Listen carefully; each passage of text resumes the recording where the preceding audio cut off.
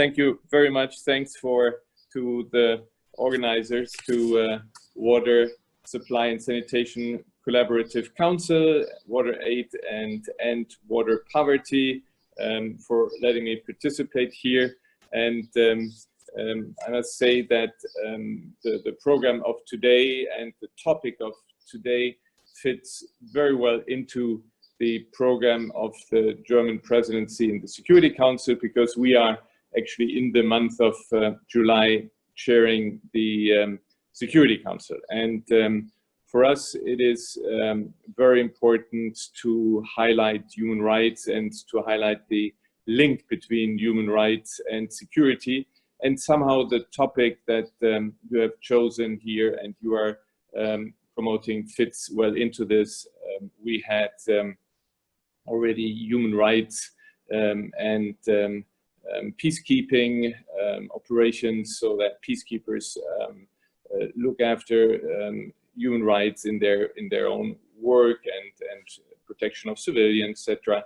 We had the topic, which is even closer. We had health and security with the open debate with the German presidency after the resolution on COVID-19, and a worldwide ceasefire was adopted. And we are getting even closer to the event on something that was happening. It's happening actually these days and these hours. We are trying to prolong a resolution in the Security Council which allows the UN to provide humanitarian aid through cross borders from Turkey into Syria, to allow the people in particular in the northwest of Syria, in the Idlib region, to get humanitarian medical aid.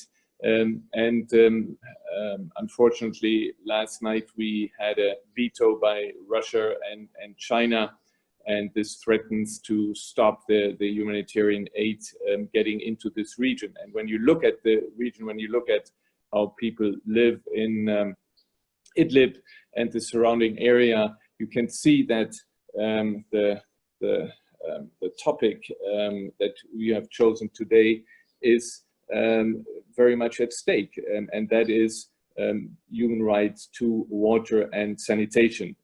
For us, human rights in general, but also human rights to water and sanitation is a key priority.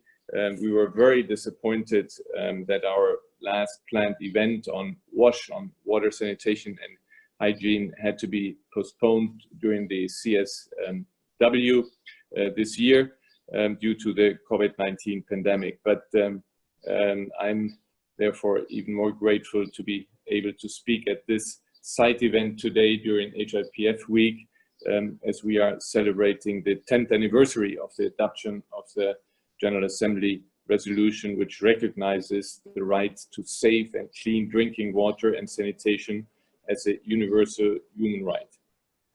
However, as we all know, an adoption of a resolution in New York or in Geneva is not immediately followed by the implementation on the ground. And although we have seen progress over the last 10 years, we only have 10 more years to achieve the universal access to water and sanitation, which is our objective according to SDG 6, and to ensure access to water and sanitation as a right and a public service for all, including women and girls. And now the international community is not only dealing with the major impact of climate change, but now also has to respond to the COVID-19 pandemic, which is adding ultimate constraints on health system worldwide. And as worrisome, this is exacerbating existing inequalities, including gender inequalities. And we cannot emphasize enough how women and girls are disproportionately affected. And when you hear reports from the UN envoys worldwide, you hear it from West Africa, which we have at the end of this week. We had Central Asia at the beginning of this week in the Security Council, and the UN envoys reported the same thing, that women and girls are disproportionately affected by COVID-19. So we have we have to cope with this. We have to face the fact that menstrual hygiene services and products have become widely unavailable or even inaccessible for many. Germany has stressed the importance of menstrual health and menstrual hygiene management for the full realization of the human right to sanitation, including in negotiations in the General Assembly. Everywhere in the world, women and girls lack access to basic hygiene products and gender-sensitive facilities. Also, they often still experience stigma and shame surrounding menstruation. This stigma is now highlighted when you are forced to stay at home with your families during the lockdown. This is one of the reasons I'm very much looking forward to today's briefers from all over the world. Especially honored that Sinja and Anne-Sophie will be joining us today from Germany to talk about the tampon book campaign and their startup experience with the female company. They are a leading example of how women's rights activists put menstrual health on the agenda of policymakers in both the developing and the developed world. In Germany, the tampon book campaign led by young activists like Sinja and Anne-Sophie has been crucial in the decision in January 2020 to reduce the value-added so-called pink tax on menstrual products. South Africa and Colombia have done the same. Now is the time to integrate this activism and entrepreneurship in our global and multilateral response to the pandemic in order to leave no one behind. We cannot allow the pandemic to be used to fall back on our commitment to provide the human rights and universal access to safely and affordable water, sanitation, and hygiene services. The human rights to water and sanitation are an urgent global priority. We therefore look forward to listening to an incredible list of UN experts and civil society representatives today. And with no further ado, I would like to give the floor back to you all to show us how to maintain watch on the global, national and local policy agenda. So thank you very much. Back to you. Okay, thank you so much. Good morning, good afternoon, good evening, everyone. Thank you so much to the permanent missions of Germany and Spain for co-hosting the event, and to you, Ambassador, for your inspiring opening remarks. On behalf of WaterAid and our co-organizers, End Water Poverty, the Special Rapporteur on the Human Rights to Water and Sanitation, the Water Supply and Sanitation Collaborative Council, the NGO Mining Working Group at the UN, and the Center for Economic and Social Rights, I would like to welcome you all to this meeting. We have several hundred confirmed attendees, and from my screen I can see already we are at 194 attendees to this meeting. We are so grateful that you are able to join us for this virtual meeting and for your patience with any technological difficulties that might arise. Please note that this event is being recorded. We are happy that we have interpretation for this event in both French and Spanish. If it is not working for you, please do let us know through the chat box.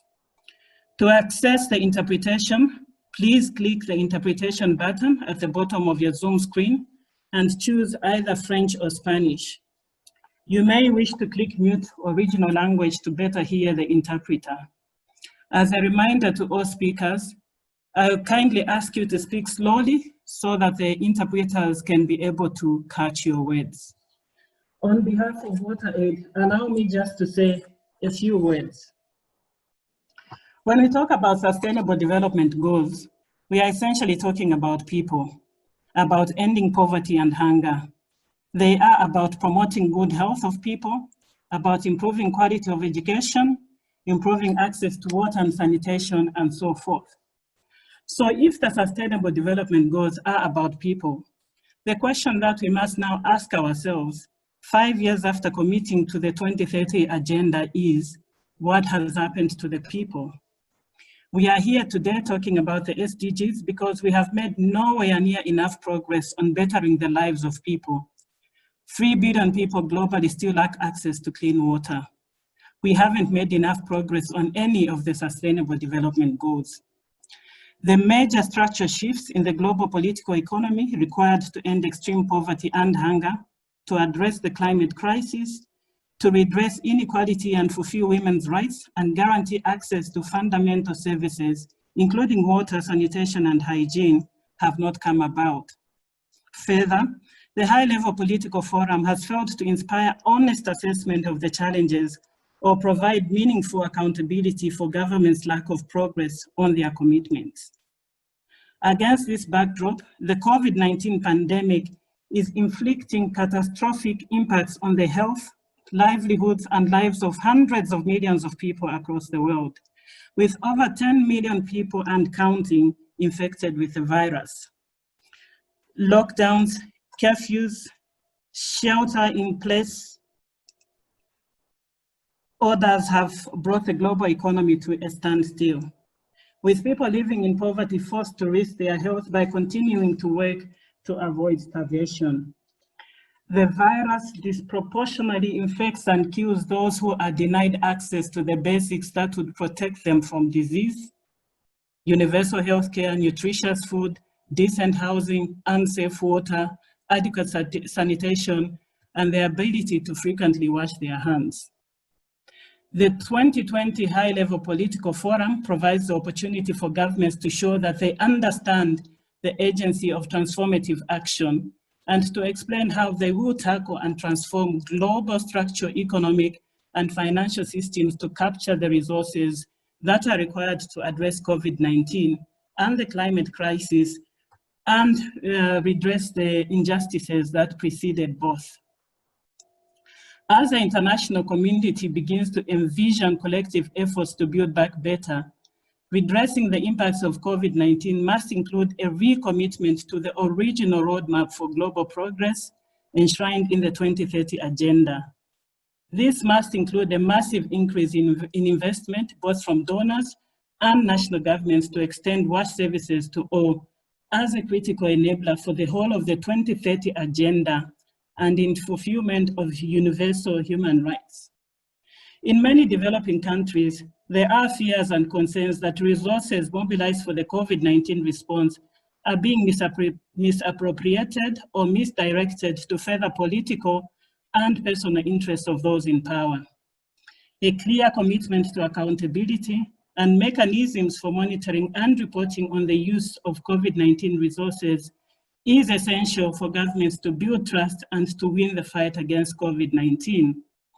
Already, many people in Africa, for instance, are ignoring public health messages, largely believing that COVID-19 is a hoax and is being used by corrupt governments to mobilize and siphon funds out of national coffers for personal gain.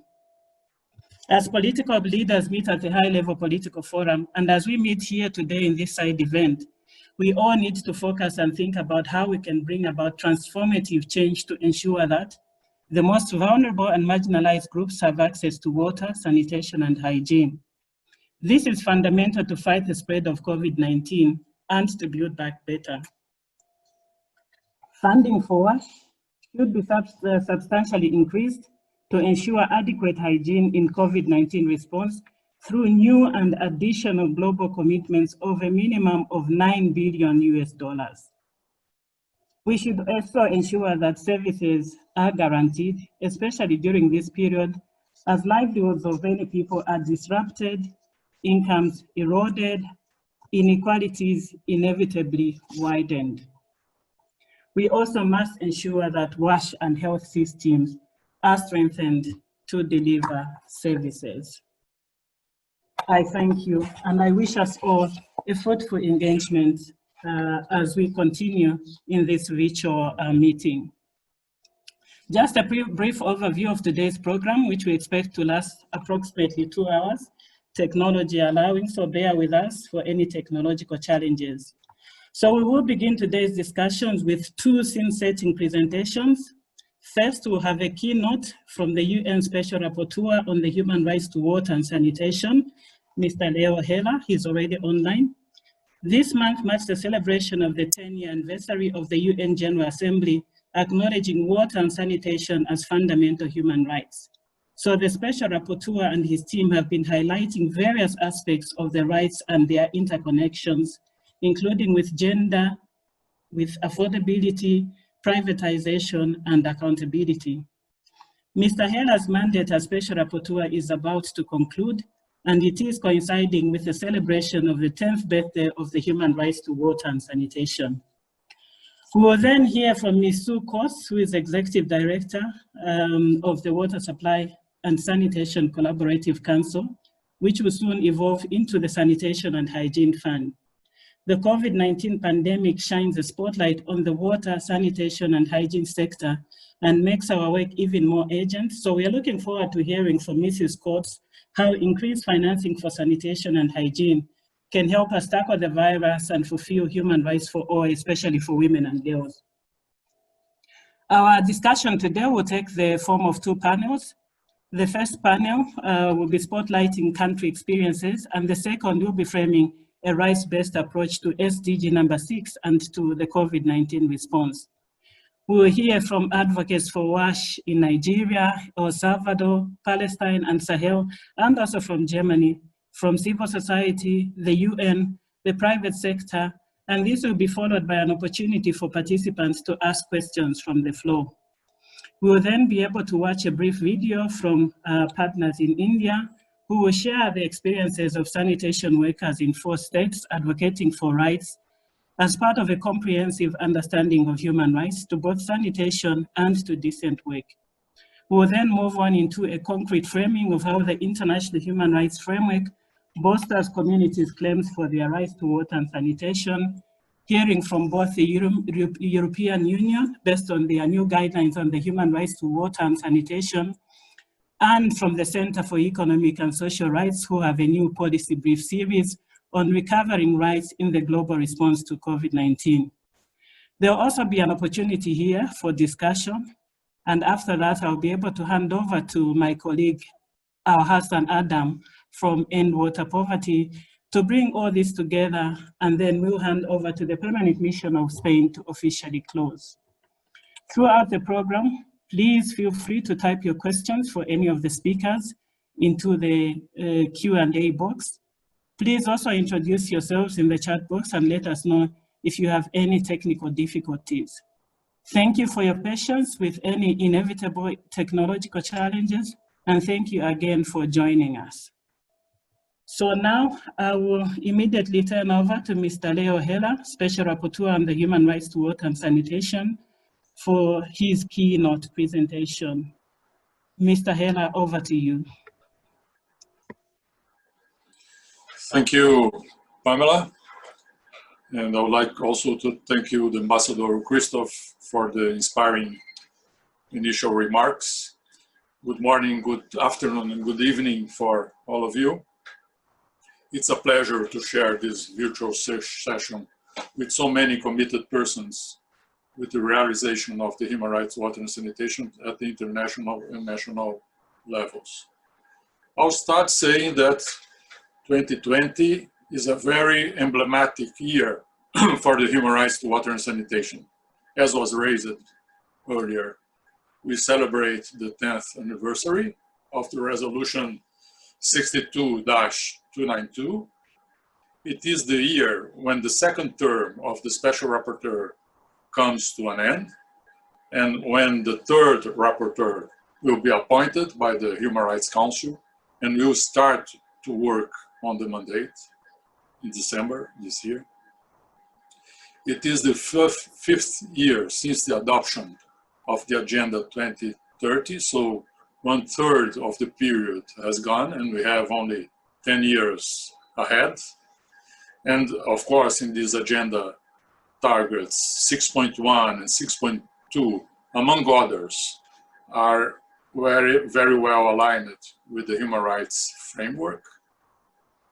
But as said, unfortunately, 2020 is also the year when the new coronavirus pandemic emerged and spread worldwide, affecting millions of people, some of them due to insufficient access to water for hand washing, a critical primary barrier against the virus.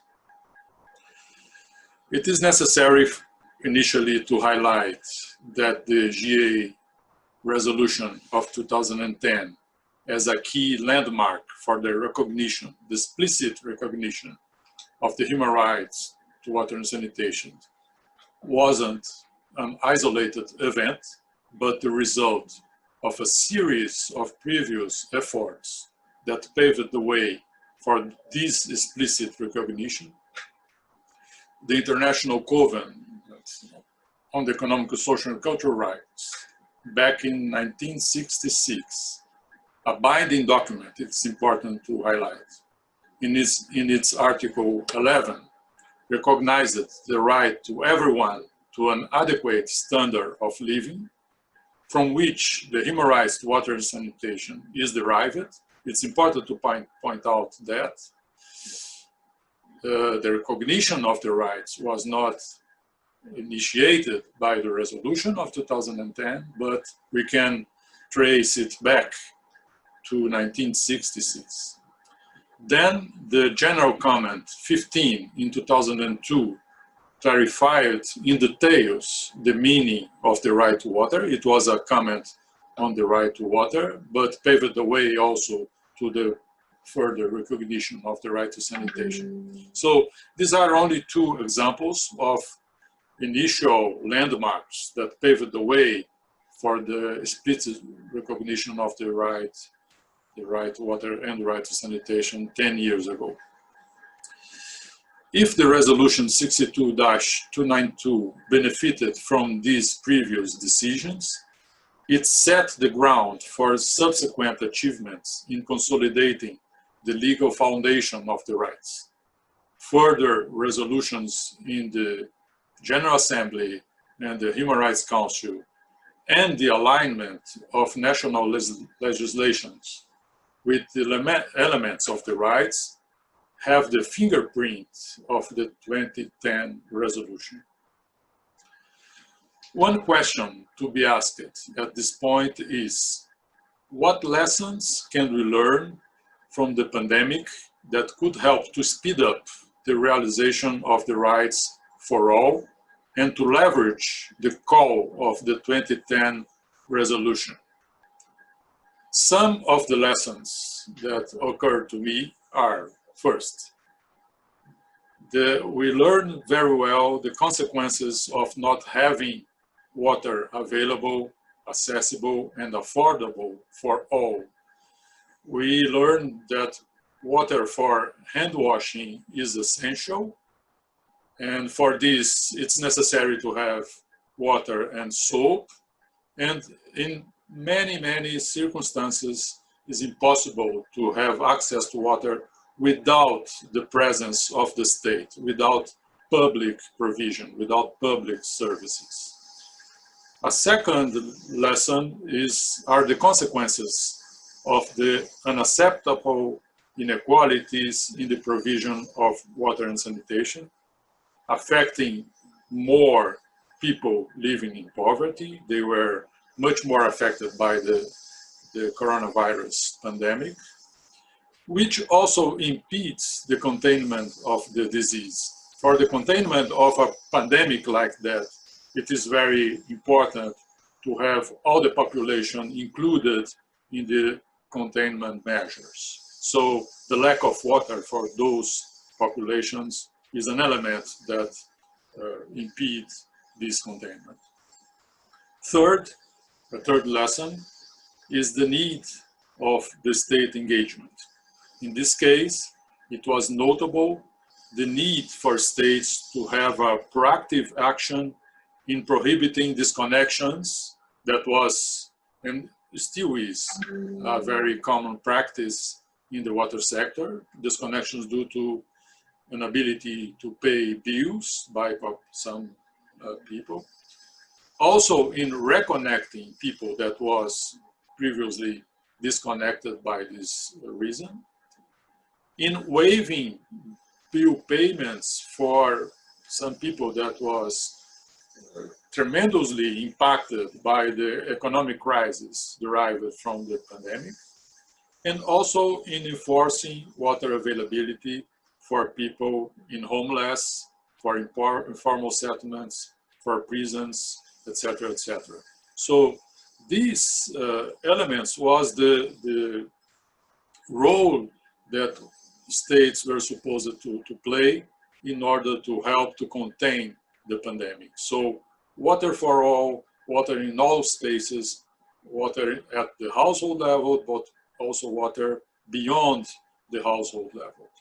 So I would say that these three lessons, among others, move the human rights water and sanitation from an abstract concept to a real need, without which it can result in devastating impact in our society. We are living in a contingency world where, unfortunately, this will not be the last pandemic that we will suffer, and where effects of global changes, such as the climate change, will intensify.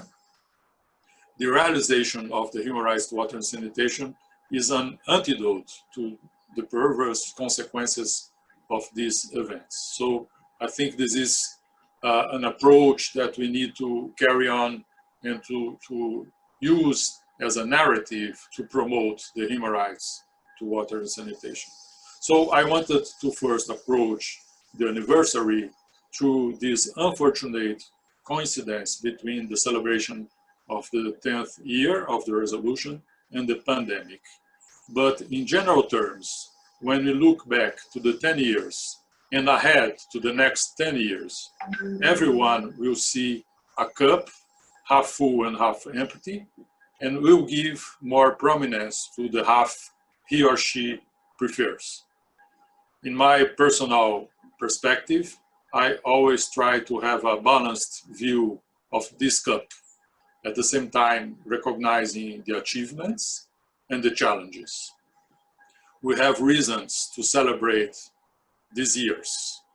More human rights to water and sanitation in constitutions, sometimes right to water, sometimes right to sanitation, sometimes right to water and sanitation, but we have a dozen of countries that included those rights in their constitutions. Also, some of countries included those rights in national legislation. This is an important achievement. It will guide legislations, it will guide court decisions, and the rights will be more familiar to the populations of those countries. We can identify also in this period increased access to services.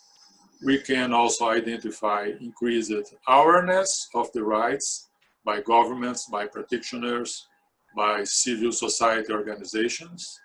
And this is very key. We have some CSOs organizing this event, and I can see that these organizations are using more and more the framework of the human rights, water and sanitation in their language, in their activities, and in their struggles to promote the access to water and sanitation for all. Unfortunately, we have reasons also to be concerned when we look back to these 10 years, particularly about the slow pace of the progress towards the rights in their implementation, but also in the alignment of the water sector with them. The water sector is still have a very technocratic approach to the provision of services, and the human rights still are not very familiar and not very used by the practitioners of the water sector. In particular, I would say that groups in vulnerable situations, indigenous peoples, rural residents, people in homeless, informal settlements, those groups haven't reached the top priority in policies that they deserve and need.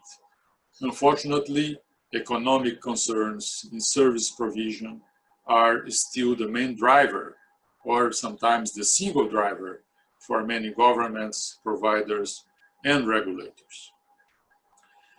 So I would say, to conclude, that it's not difficult to identify an agenda for the next period in order to strengthen the agenda of the human rights to water and sanitation. And I encourage all here to work on it. It would be a great contribution to the next rapporteur to frame the next 3 or 6 years of the mandate of the Special Rapporteur on the human rights to water and sanitation. Thank you. I wish all of you a very exciting event. Thank you so much, Mr. Leo Heller, for that framing of the 10-year anniversary of the human rights to water and sanitation. A very difficult time to be saying happy anniversary, but we'll say congratulations and thank you for all you've done over the last 10 years. We'll immediately move to Sue Coates, who is Executive Director at Water and Sanitation Collaborative Council. She will be talking about sanitation and hygiene crisis in times of COVID-19 and the role and ambitions of the Sanitation and Hygiene Fund. Please do put any comments or questions you may have in the chat box, and we will attend to them after this session and the next sets of speakers. Then we'll be able to have time for discussion. Over to you, Sue. Thank you, Pamela, and a bit of a surprise here. This is James Wickham from the Water Supply and Sanitation Collaborative Council. I'm stepping in for Sue, who unexpectedly has been called away from the office this morning, Pamela. So it's my pleasure to join you all and to share some remarks on behalf of Sue and on behalf of the Council. Again, my name is James Wickham, and I work with Sue as the Head of Global Policy and Advocacy. I'd also like to extend our thanks to the Permanent Missions of Spain and the Permanent Mission of Federal Republic of Germany, and to the co-organizers, Pamela and your team at WaterAid, and Water Poverty, Leo Heller, the Special Rapporteur on the rights, human rights to water and sanitation, the NGO Mining Group, and the Center for Economic Social Rights. Some of you will know of WSSCC, or the Water Supply and Sanitation Collaborative Council, which since 1990 has supported the human rights to water and sanitation, providing grants to increase access to sanitation and hygiene for over 28 million people, and also tackling behavior change that too often prevents individuals from practicing these rights. The Council has facilitated sector coordination at national and regional levels and engaged right holders and duty bearers to think beyond sanitation and hygiene and to adapt national policies, guidelines and strategies, particularly around menstrual health and hygiene, disability, equality and non-discrimination. Most recently, we've supported consultations in India with marginalized groups to provide a space for these voices to be heard as part of the voluntary national review, which indeed is being presented this week. So this, as you all know, is a process through which countries assess and present the progress made towards achieving the global goals and the pledge to leave no one behind, as Pamela referred to earlier. However, as both Pamela and Leo have mentioned, the challenges are enormous. And of course, we know that the MDG target on sanitation and hygiene was one of the most off-track targets. And similarly for the SDG goal now, we are equally lagging behind. And it's our belief that the transformative pathway, which relies on the provision of wash services for households, for schools, for healthcare facilities, in public spaces, is in a large part blocked due to lack of priority and hence sustained investments. And Pamela, in her introduction there, referred to some of the increases in investments that are required to get this sector on track. The 2020 COVID pandemic, along with recent cholera outbreaks in Yemen, Somalia, the Ebola outbreaks that we witnessed in different countries in Africa, are all painful reminders of the absolute importance of sanitation and hygiene, not only for health, but for education, for women's empowerment, and also, as referenced before, economic stability. And yet, at the current rate of progress, the SDG targets on sanitation would only be realized in the next century. And Leo, in his remarks there, talked about the slow pace of progress, especially for vulnerable groups. So recognizing the magnitude and the importance of the task, this year, WSSCC is evolving into the Sanitation and Hygiene Fund. This is a new organization that, by working with partners such as those of you on this call and with national governments, will seek to tackle the sanitation and hygiene crisis by securing and dispersing financing in support of countries' national plans and by leveraging domestic resources. This Sanitation and Hygiene Fund will be a dedicated global fund, large enough to have a real impact on the numbers we've been discussing, and with a commitment to leave no one behind at its core, stepping up as a financing mechanism to help fill a gaping void in the international response to the sector. The Sanitation and Hygiene Fund will focus on countries and regions within countries with the greatest burden and the least ability to respond. And this particular focus, I think, relates to the third lesson of the past decade that Leo talked about in his remarks. Our new operating model is designed to deliver sustainable impact at scale, and it very much draws on the learning from other successful global funds, primarily in the health sector, such as Gavi, the Global Vaccine Alliance, and the Global Fund. The focus will be on household sanitation and hygiene, on menstrual health and hygiene, on washing schools and health centers, and on innovation, so badly needed as we walk the talk of reaching the last mile. In conclusion, we maintain that we cannot accept the status quo, no matter how proud we are of the achievements of the past 10 years. We must collectively scale up our actions, ensuring the most vulnerable and marginalized are no longer left behind. It's time to act now, and to do so decisively to keep the commitment to realizing the SDGs alive. If you'd allow me, I'd like to finish by playing a very short film, less than 1 minute, to communicate this message of the evolution of WSSCC into the Sanitation and Hygiene Fund. So if I could request Rokhaya to play the film, and thank you very much for the time today. I look forward to the rest of the session.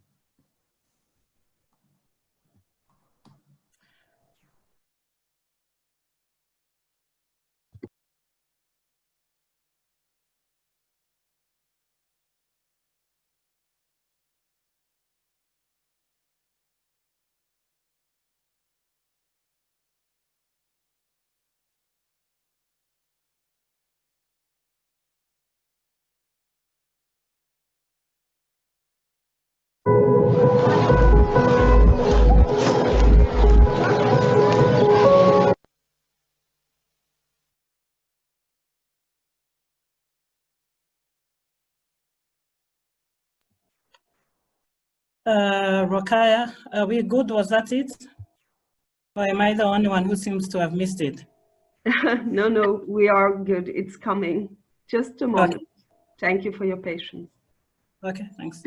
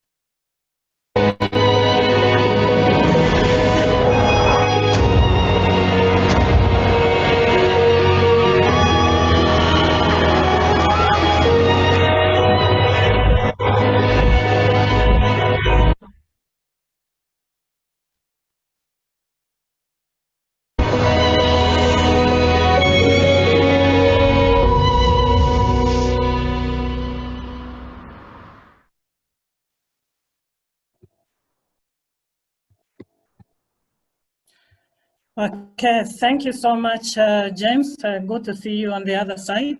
I will not attempt to summarize any of what James said, but I'm sure we are taking note. So we will immediately go into the panel and we'll have a discussion after that. We have 5 speakers lined up for us today. We will start with Tempo Oraki, a WASH advocate from Nigeria.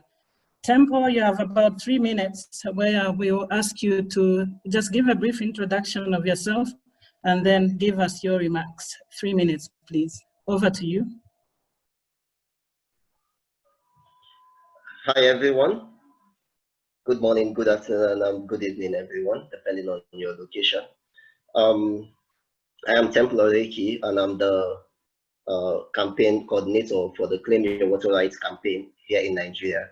The Claim Your Water Rights campaign is an initiative by End Water Poverty, which has been implemented by Hope Spring Water in Nigeria. And the aim of the Claim Your Water Rights campaign is to sensitize and mobilize marginalized people to demand their rights to access, to demand their rights to gain access to water and sanitation. And in implementing this campaign, what we had to adopt an evidence-based approach in evidence-based advocacy in order to ensure that both the rights holders and the duty bearers meet up to their roles. So in the Claim Your Water Rights campaign, we targeted some states in Nigeria, most especially Enugu State. It might interest you to know that in Nigeria, over 152 million people still do not have access to clean and safe water at home.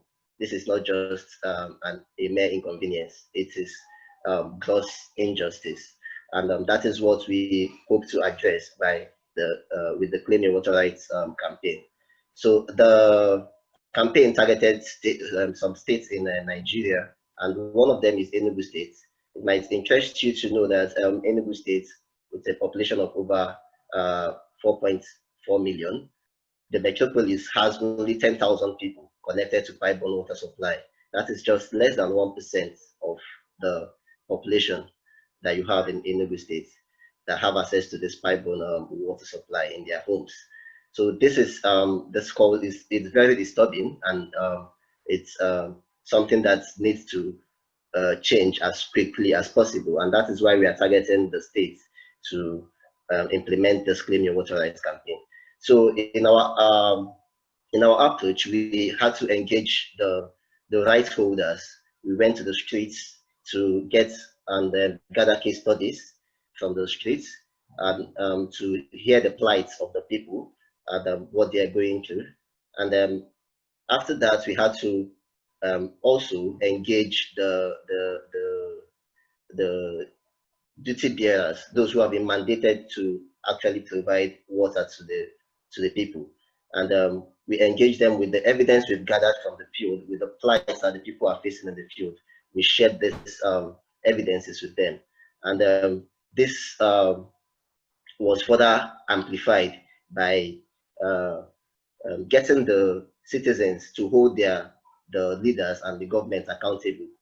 And we did that through various platforms. We have a Claim Your Water Rights radio program. We have we've sent out petitions. We have also, in addition to sending out petitions, we have social media engagements. We have rallies, and we also have publications that we put out there for people to, for the citizens to ensure they hold their leaders accountable. And then with the outbreak of the coronavirus, it meant that we had to also engage with the healthcare sector, and we realized that the rights of the health workers are not being protected, as a lot of healthcare facilities do not have access to wash facilities. So we also started wash assessments in healthcare facilities. And so far, since we started the campaign, we've achieved quite some measurable amount of success. which are highlighted on your screen, you could see that we've been very instrumental in facilitating the declaration of state of emergency in Enugu State's water sector by the state government. We've also pushed for the approval of a new water scheme with a capacity of 50,000 cubic meters per day to augment the existing schemes, and this project is to be completed by December 2020. And quite remarkable was the advocacy to ensure the reconnection of a main market abattoir to pipe-borne water supply after 4 years of this connection. This facility was built in 1982 with a holding capacity of 500 cows and over 200 slabs.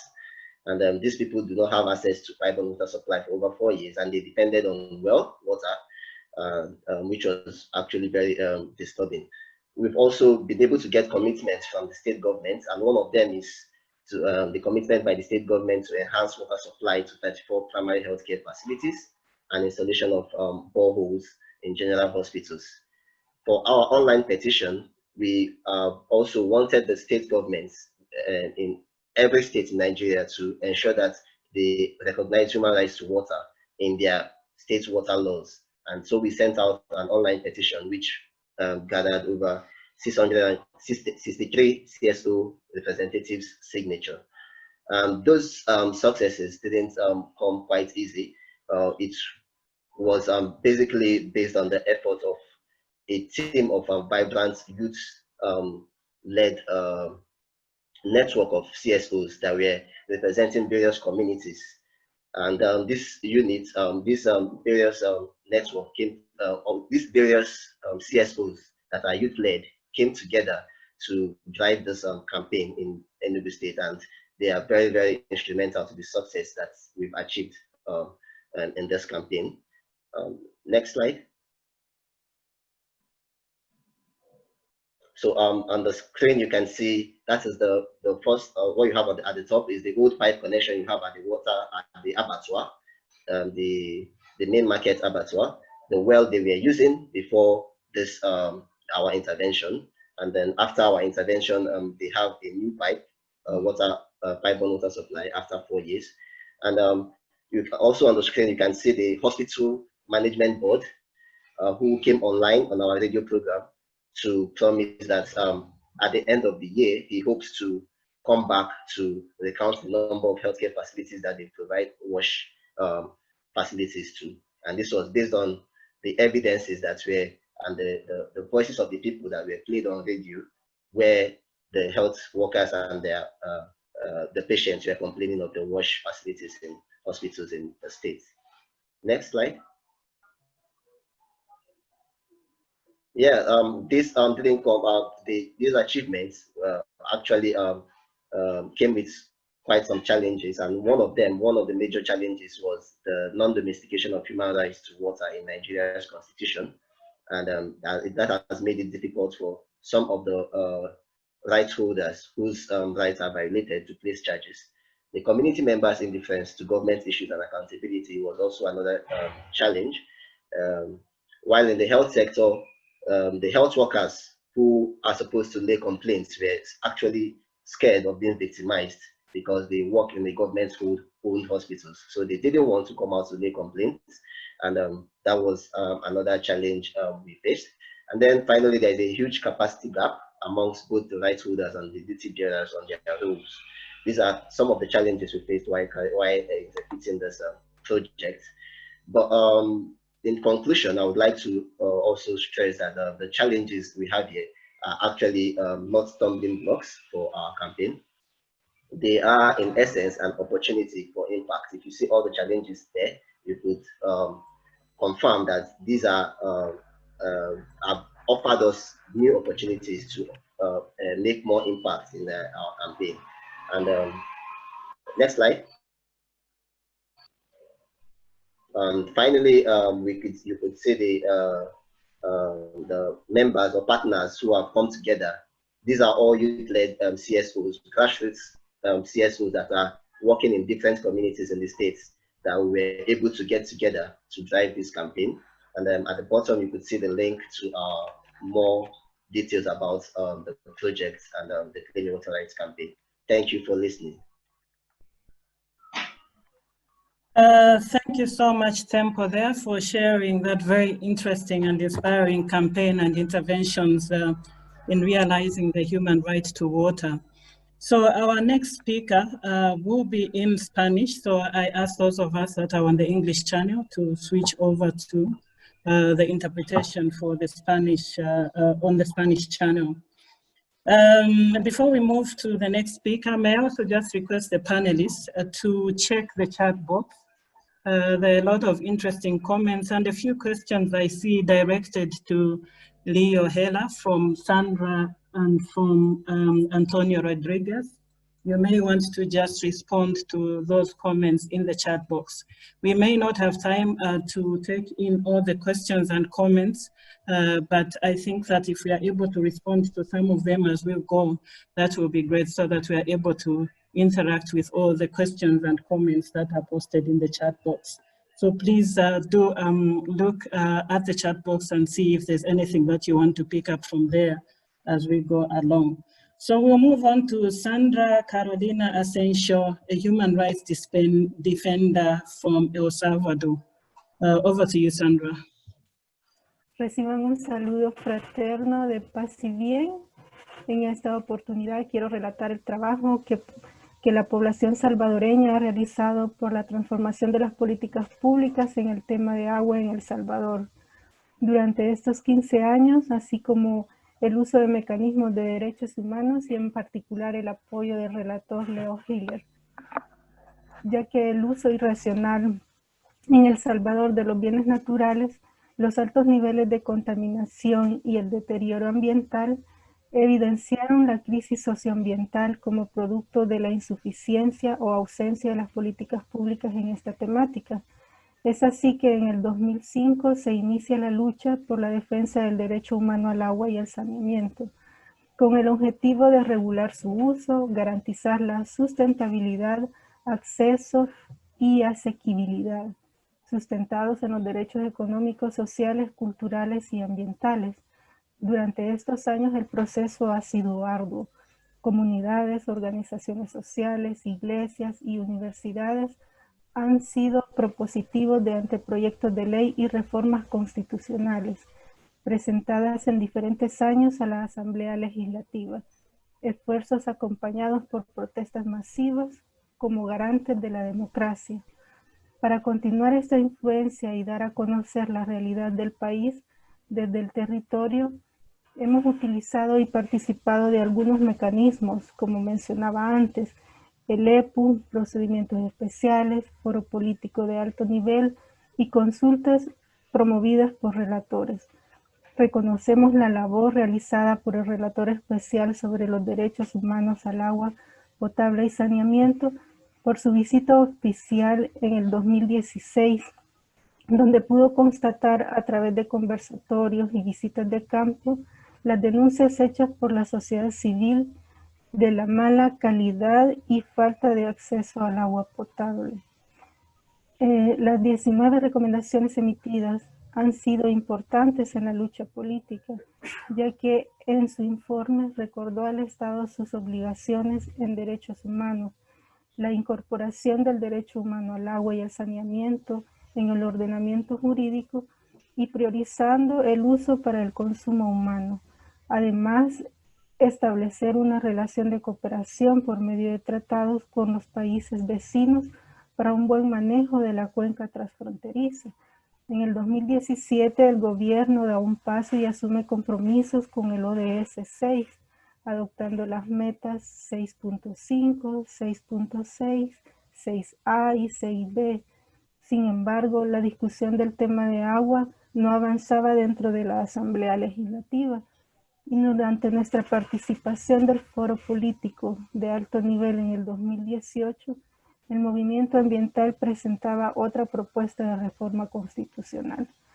Para el 2019, el reporte de seguimiento del relator deja ver el poco avance en la implementación de sus recomendaciones.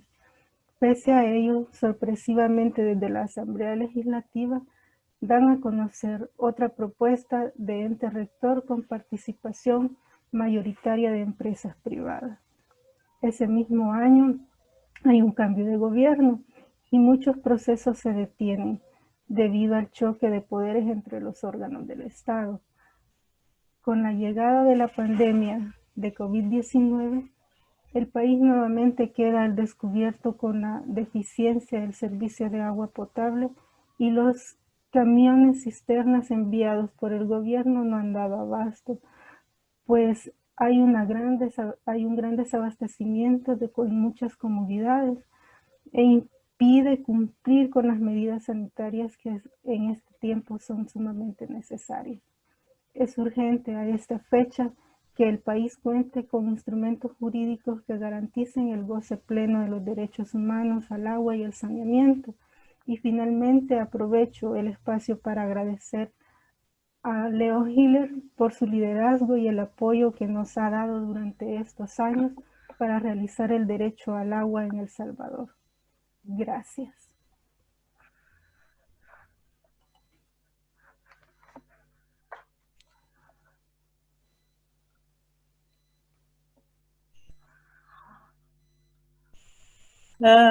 Thank you so much. Interesting to hear similarities in El Salvador. I must say that sounds very much like Zambia. So useful sharing there from El Salvador. We immediately move on to Palestine. Apologies if I mispronounce your name, but please do give us the right pronunciation of your name as you speak. I'm moving over to Fuadi Bate, who is water advisor and international consultant from Palestine. Thank you very much. And let me begin by thanking the organizers and the other speakers, and of course, the audience for their kind interest. Let me begin by saying my name is Fuad Beta, and I'm speaking in my capacity from my long experiences in working in and for Palestine. In the last 2 weeks, in the last week, in fact, the UN Office of the Coordination of Humanitarian Affairs in the occupied Palestinian territories highlighted that the total number of people with COVID-19 quadrupled in that 2-week reporting period. And in the last few days, we've seen those numbers continue to rise with much fear among the general population. Critical to any national or societal response is the existence of a well-developed and functioning systems, not only of health services, but water supply and sanitation services.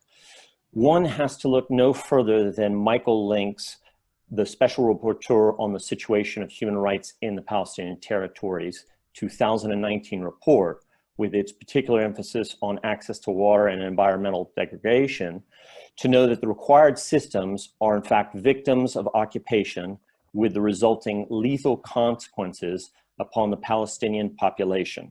Statistically, a human being with an identity of Palestinian is dying this week, this very day, attributable to a lack of access to water and sanitation. In my intervention, I shall briefly sketch the facts of water resources and their lack of development. With population growth and climate change, the trend for Palestinians is only downward with regard to available conventional water resources, and no amount of investment or technological advances will change that so long as the prevailing political architecture does not experience a paradigm shift. Respectfully to the audience, I will quote an old cry for change and say simply, it is the occupation, stupid. Water resources, all Palestinian water resources are transboundary and shared with Israel. And this underpins their imperative to control them. The international legal standard for transboundary water resources is equitable and reasonable allocation.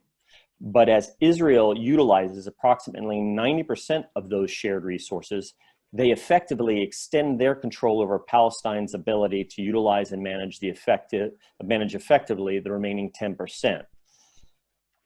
Aligning themselves with international law as an existential imperative for Palestinians, we would assert that these current allocations are neither equitable or reasonable. And I will recount, as I sat down across from the former Israeli Water Commissioner, Noah Canardi, during the 2008 Annapolis round of peace negotiations under the Oslo framework, he said to the Palestinian delegation, "What you Palestinians fail to understand," and I quote, "is that it is all our water and you'll be lucky if we give you any." This is the prevailing paradigm, perhaps only sometimes nuanced by their willingness to sell additional quantums of water to an economy that has been broken by 5 decades of occupation. But today we're here to speak about the human right to water and the SDGs. And given that, the purpose of my intervention is a call to advocacy. And with that in mind, particular call to the jurists, journalists, and advocates out there. First, if the last 5 decades of occupation have taught us anything, is that the SDG 6 targets, such as universal access to water and sanitation, will not be achieved for many, if not most, of the 5 million Palestinians. Be aware of it now. There is no amount of investment or technological progress that will surmount an occupier who violates international humanitarian law and human rights law when it comes to water rights, duties, and obligations related to the occupied people. In the context of occupation, the Palestinian institutions cannot be the duty holder. The duty to provide for Palestinian population is with the occupier. The government of Israel does not only purposely fail its responsibility, but with regard to the protection of the water resources that equitably and reasonably belong to Palestinians, not a week goes by where there is not a report of an Israeli government actor or illegally transferred population actively impeding Palestinians' active access to water. This is all very well documented. I hold up, for example, a 2009 World Bank report entitled Assessment of Restrictions on Palestinian Water Sector Development. But the reports are numerous. 2010 Amnesty International, 2011 the French Assembly National's report, which used the term water apartheid for the situation. The 2012 UN report on Gaza, and many others. We face a politically induced water scarcity. It is possible to restate the disparity in domestic water consumption of Israelis having a magnitude of 3 to 4 times as much domestic water available to them than Palestinians. But these numbers are misleading when we recall that more than 95% of the water resources for more than 2 million people in the Gaza Strip are not fit for human consumption. But we have to ask ourselves about now the human right and the protection the human right to water offers and what means of adjudication can flow from it. And unfortunately, the answer still is less than we would like, because the human right to water and sanitation is significantly a derivative right from the Convention on Economic, Social, and Cultural Rights. And its presence in international instruments that are legally binding in character are both limited and narrow.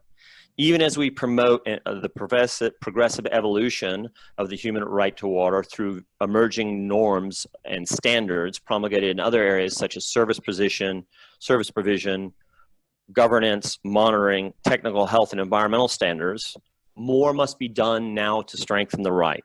So to jurists, journalists, and advocates, I suggest we all need to redouble our efforts to ensure that the legal binding instruments that empower the human right to water are adopted by more states. And in this regard, I would specifically like to make a tangible suggestion on a step forward with regards to supporting the evolution of what is called the Geneva list of principles on the protection of water infrastructure that has emerged as a recommendation of the Global High-Level Panel on Water and Peace. This, along with the ILC's work on the protection of environment in relation to armed conflicts, can be a powerful tool to ensure the implementation of the human right to water. And we need to work to advance these through Security Council resolutions and new legally binding instruments so that customary international law with regards to the protection of water infrastructure protects not only Palestinians, but all of us.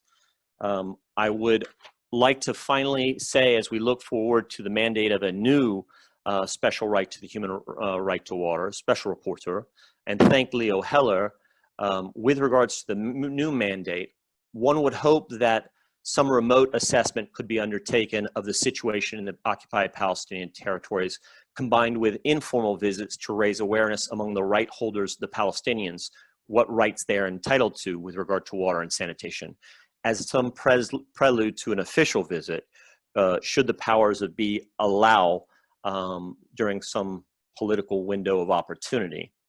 And lastly, to advocates globally, I think we need to continue to demand that our institutions are accountable and their deeds match their words. Of late, in the last few months, the EU Foreign Affairs Chief, Josep Borrell, has talked about annexation, and that annexation cannot pass without consequences. And more than 1,000 European parliamentarians have signed a letter to that effect. That is all noble words, but in the same period of time, the European Investment Bank has now grant funded from European public money the 5th financing of desalination facility in Israel, in a context where the state of Israel is one of the most active aggressive forces with regards to water infrastructure and sanitation infrastructure in the occupied territories. It is incredulous that in a context where we hold private institutions accountable for their actions with such things as the Equator Principles, that the morality that resides in the European Investment Bank in Luxembourg fails to see that free money for Israel on funding desalination facilities without any thought to what's happening to the Palestinians or conditionality of those fundings means there in fact are no consequences. I will conclude with that. Thank you very much.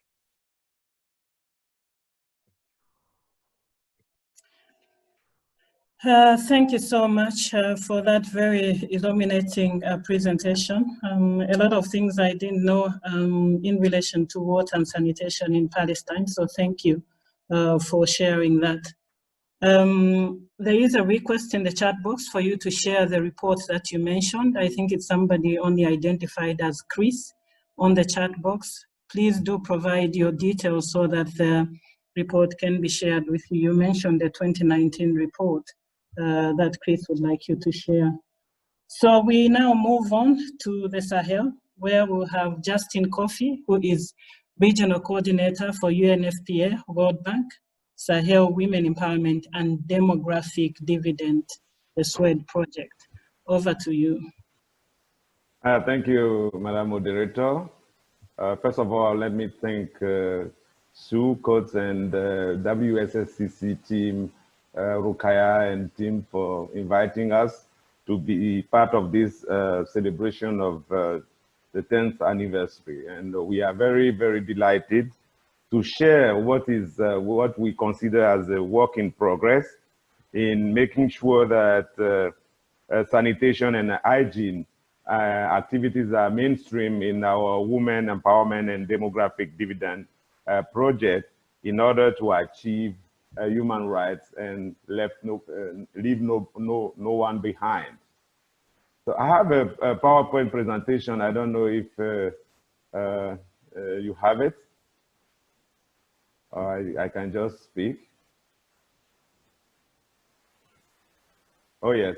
Oh, so as you can see, this is the Sahel that we want. Next. Let me say that the Sahel Women Empowerment and Demographic Dividend program is a 9-country focused program in West and Central Africa. It's a strategic partnership between the World Bank, which is the main donor, UNFPA, the UN family, the West Africa Health Organization, and Africa Union. The project started in 2015, and as of today, the project has approved 680 million USD, and the closing period is 2024. As I said, we are in the pipeline, a partnership with WSSCC to mainstream menstrual health and WASH in human empowerment and demographic dividend activities in order to better empower girls and women. Next. So I have some background documentation that I will share, but just to let you know that this project is mainly on accelerating the demographic dividend, the demographic transition in order to trigger the demographic dividend and reduce gender inequalities in the Sahel region. It targets adolescents. It intervenes in areas and territories with multiple vulnerabilities, as I said. We aim at keeping girls in school and increasing economic opportunities for girls, reduce systematic bottlenecks. And as I said, it's a project that is focused on developing policy agenda to position demographic dividend and gender at the center of growth in the Sahel and beyond. Next. So next slide, please. This project, as I said, started in 2015, and it's ongoing, and we have achieved some results, as you can see. I'm not going to go over all of them, but be aware of the fact that we have a very strong behavior change communication strategy that has enabled us to reach more than 300 million people. We are serving the most left behind girls by offering them a second chance through our Safe Space program. We also have the gender transformative interventions around husband and future husband schools. We also promote and support countries to implement a supply chain excellency program in order to make the product available at the very last mile. We are now concentrating on creating 3 Master of Science in Nursing and Obstetric to support the midwife training. And also we have country observatories, at least to help them monitor the SDGs. And we, as I said, we have built a very strategic partnership with First Ladies, faith-based organizations, NGOs, CBOs, youth and private sector entities. Next, please. So, as I said, our pride today is that we are moving toward integrating wash and menstrual hygiene into this program. What have we done so far? So far, we have been able to advocate for the integration of all interventions in the ongoing program. We are now revisiting the tools and curricula to make sure that menstruation, hygiene, water and sanitation are included. And also we work on these training master programs. We are making sure that all the curricula integrate all those thematics. Next. So as an example, we have this ongoing multimedia campaign in integrating services during this COVID-19 epidemic. So it is an activity that we are jointly implementing with our colleagues from WSCC, and I can share background documentation with you. Just to give you a flavor of it, it's like it's a joint campaign, and the purpose is to accelerate transformative change. The expected results are that the 9 countries supported by the project put emphasis on sanitation, hygiene, and menstrual health management. A joint regional communication program that includes all those messages is being broadcast, and we have all the countries' celebrities involved in this program that is very, very followed. Yesterday, we received a tweet from the Mrs. Amina Mohammed, the DSG. So I think that is very high level program that all of us should be able to attend virtually. Next. So as I said, I will make all those materials available to you. Next. Those are on the campaigns and the, as I said, the type of intervention. The campaign is about mass media, but also door-to-door community service delivery, and also capacity building of CBOs and FBOs. Next. So as I said, we have here a very good momentum to make sure that we keep on maintaining wash and menstrual hygiene on the high-level agenda in the Sahel. And this is a partnership that we value with the WSCC, and we look forward to strengthen this partnership with all of you, because we think that this is the way forward. Thank you very much.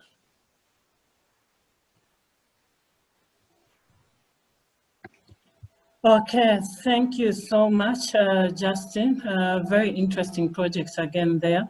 We'll have a bit of a discussion later, but we now move on immediately to Sinja Stadelman and Anne-Sophie Klaus from the female company from Germany. Over to you. Hello, everyone. Hi.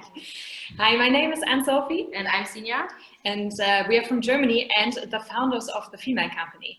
About 4 years ago, we traveled to India and we stumbled over one big societal taboo, the female menstruation. We experienced girls who were so ashamed of their period, they only started giggling when we approached them about the topic. And also women being withheld from holy places just because of something that is so natural for our womanhood. And this is where something like our menstruation becomes political, when it comes to gender equality. When we came back to Germany, supposedly the country of modern women, we realized every one of us is somehow ashamed of our menstruation. Would we ever loudly ask for a tampon in public? Probably not. So this is when we decided we want to fight a taboo and want to fight against period poverty. In order to do so, we were sure we needed some funding, and this is why we decided to found a for-profit company, actually, that is now called the Female Company. It is basically an online shop, and now we're also selling in some of the biggest drugstore chains in Germany, where we offer organic period products and also postpartum products. And at the same time, we offer a platform for education around female health. We are showing quite much red blood. We run massively loud marketing campaigns, and we educate men with our video series called Menstruation. And in the beginning, to be very honest about it, people were somewhere between probably shock and quite a lot of excitement as well. But we actively use this provocative style to gain really massive awareness. And this awareness we're turning into 3 things. First thing is breaking the taboo.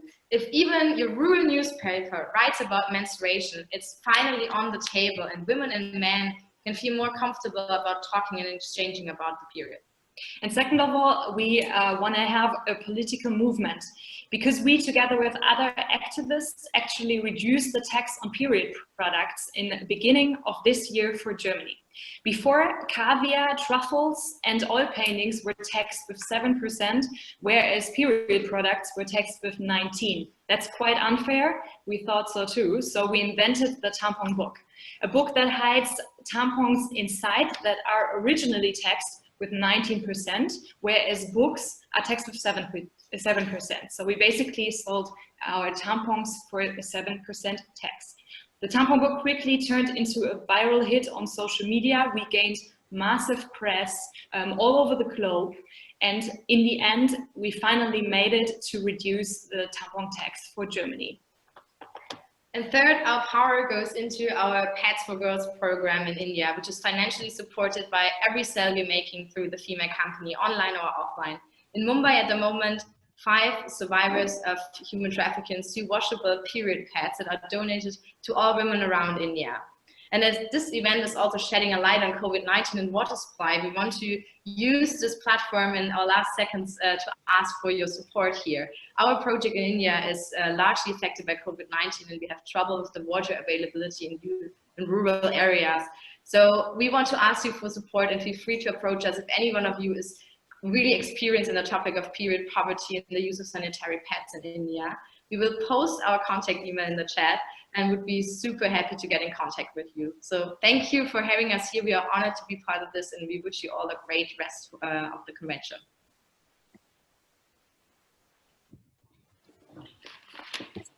Thank you so much, Senior and Sophie. I'm giggling, not because I'm ashamed of menstruation, but I've never seen an interesting way of talking about menstruation and periods. So thank you, that was really inspiring.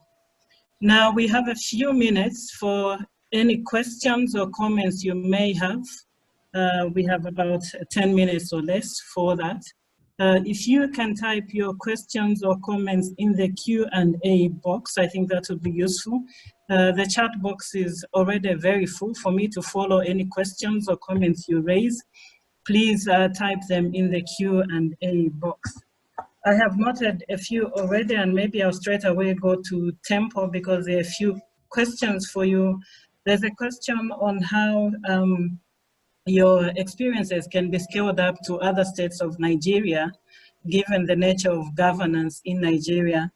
And there is another one on the way forward for non-domestication of the right to water in Nigeria. What do you intend to do? So we can start with Tempo as we wait for any other questions or comments in the Q&A box. Okay, hello everyone.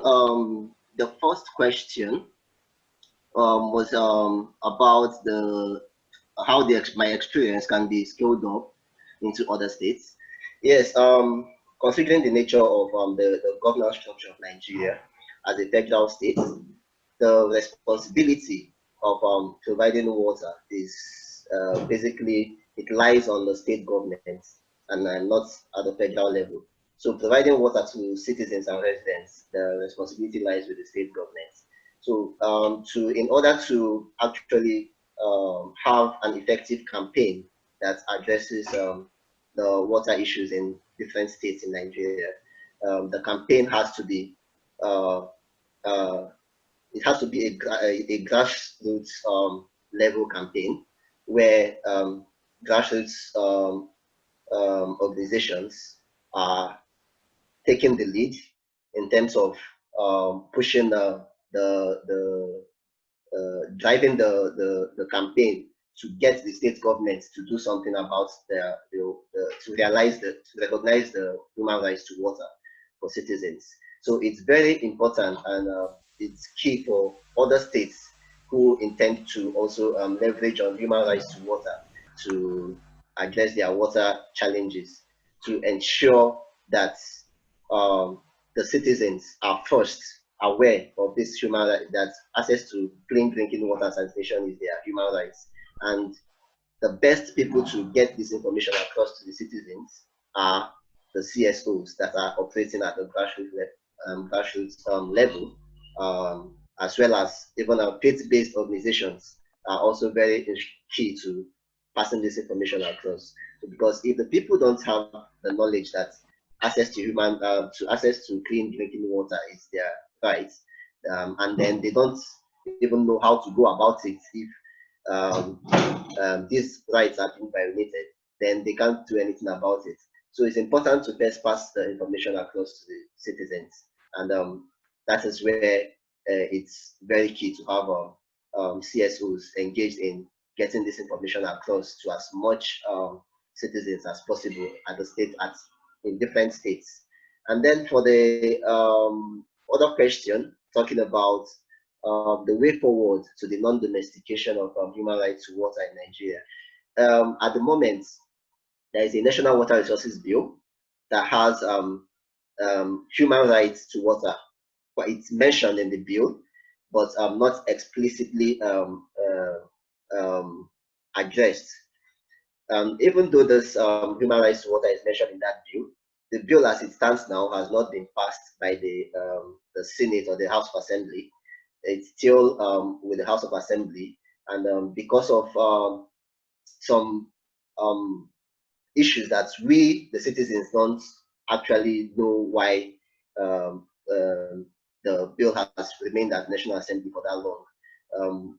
there has been several comments about the National Water Resources Bill and what it contains.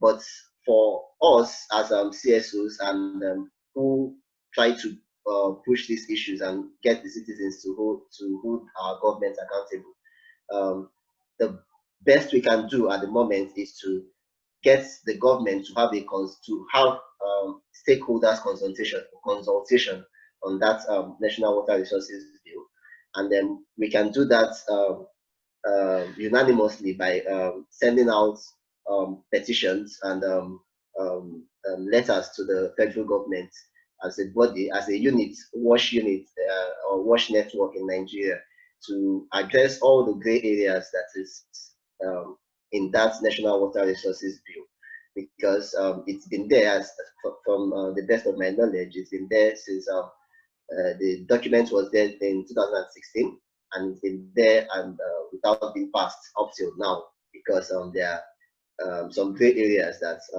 needs to be addressed. So if we could come to a round table, the CSOs, the key stakeholders in the water sector, have a consultation and address these gray areas, and at that point we can now insist on explicitly including human rights to water in the bill, then we can chart a way forward through that means. I hope that addresses the two questions I have. Okay, thank you so much. We do have a few questions in the chat box, and some of them are directed to Leo Hela, who has since left, but interesting question in terms of what are the prospects for having the profile of the human rights to water and sanitation raised at the 2021 UN General Assembly water meeting and at the 2023 UN Water Conference. I think the question also talks about the need to perhaps take forward general comment number 15 to ensure that it's brought back to life and given some support by some of these multilateral processes. So perhaps any one of the panelists, if you want to take that up, please do. So please also take note of some of the specific questions directed to you. Tempo, there are questions for you, but please respond to them in the chat box so that we can allow others to pick up other questions. There's also a question on what actions do we need to do to implement so that politicians and legislators allocate the necessary resources to achieve water and sanitation for all. Perhaps Justin, you can respond to the question from Samuel Diarra on the right to water and what it's saying about, and linking this to livelihood interventions, especially in fragile contexts and vulnerable communities, given the projects that you shared with us. So let's start with those ones very quickly. Does anyone want to respond to strategies we can use to at the UN General Assembly in 2021 and the UN Water Conference in 2023? Panelists? Yes. Yeah, sure, go ahead. Just to note, I mean, given the presence of the ambassador from Germany at the opening and how important Germany as well as Spain have found the human right to water, and currently Germany's position as the president of the Security Council, there are ways that the Security Council can take into consideration the human right to water, and through resolutions help to evolve further international law and subsequently customary international law with regards to the right. As mentioned in the intervention, in some ways, as much as we would like the human right to water and sanitation to be taken up by states, there are many states that have not actually joined the Covenant on Economic and Social Cultural Rights. There are many states who do not feel themselves bound to Comment 15. And there is more than enough legal wiggle room to question what their true responsibility and obligations are. Work needs to be done legal work and the progression of the legal framework has to be still done. And actors like Germany and Spain have that capacity to take that up, and through different multilateral forums, such as the Security Council or the General Assembly, move that forward progressively so that in fact the SDGs can be realized under the 2030 agenda. Thank you. Okay, thank you. I'm mindful of the fact that I haven't picked up any of the questions, comments written in French. So if any of the panelists are able to read that, please do pick up on any one of them to respond to. So maybe perhaps Justin, how do we link the human rights to water and sanitation to livelihoods? Thank you very much, Madam Moderator. As I said, for us, we heavily rely on some key strategic interventions like, as I said, advocacy, because this program, for example, before the COVID and after the COVID pandemic, this program focused really on the most left behind adolescents and girls. And we work on issues like demand creation through social and behavior change communication. We work on girls' empowerment through the life skills interventions and also capacity building through the safe spaces and husband to be clubs. We also work on maintaining girls in school and make sure that the girls that are in school stays in school, so that we closely monitor the dropout rate. And also we focus on income generating activities for girls, because we think that if girls are very well empowered, then they are in a better position to negotiate for their birth spacing and also be able to report gender-based violence that are made to them. We are aggressively working with the countries right now on as I said, on a combined campaign that where we promote integrated package, including access to reproductive health services, access to prevention of gender-based violence, but also access to information on hygiene and sanitation, and also on menstrual health.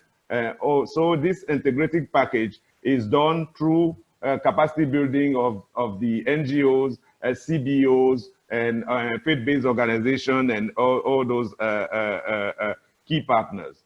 And as I said, we also partner with youth, because it's a very sensitive area. So we partner with youth association, with women NGOs. We partner with the private sector. We also partner with faith-based organizations to make sure that we create an enabling environment in order to be able to at least deliver the women empowerment programs. Last but not the least is the advocacy toward the decision makers, the government themselves. For example, on last 8th of June, we held a high-level meeting with all the ministers in charge of women affairs, gender planning of the 9 countries, to make sure that we assess the impact of the coronavirus pandemic on continuum of care for the left behind populations. We end up with a key resolution that we are going to assist all the countries revisit the COVID-19 response plan to make sure that activities targeting girls, adolescent girls and women are factored into those programs, and make sure that no one is left behind, and make sure that we keep those indicators on track. So in a nutshell, we think that promoting the continuum of care, make sure that in areas of when a pandemic or a crisis appears, we still target the most vulnerable adolescents and girls. It's the way forward, and what we are doing in partnership with the government, the civil society, and the private sector. Thank you. Okay, thank you so much. And on that note, we will stop the panel discussion now, but I encourage you to continue asking your questions in the Q&A box. And I will also ask that the panelists please look at the questions that are directed specifically to you in the Q&A and respond to those questions. If others are also able to provide, sort of responses to any of the questions, any of the participants, please also feel free to add your thoughts to any comments or responses that will be provided. So now we will move on to India, where we will be watching a video that has been done by WaterAid India, highlighting the advocacy work that they do with sanitation workers, advocating for the rights of sanitation workers.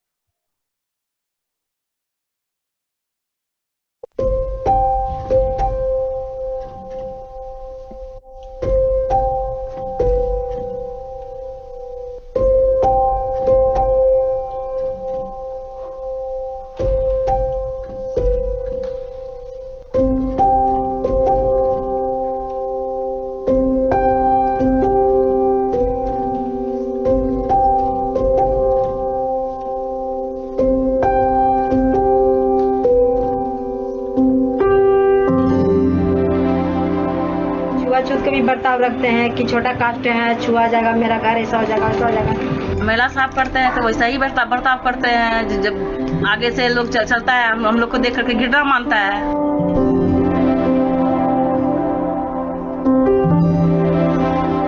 समय पर वेतन भी नहीं मिलता है। कभी 20 रुपए, कभी 30 रुपए कहते थे। अगले महीना लेना, रोटी लेने जाते थे तो यार ना लेना, कल लेना है कि भाई।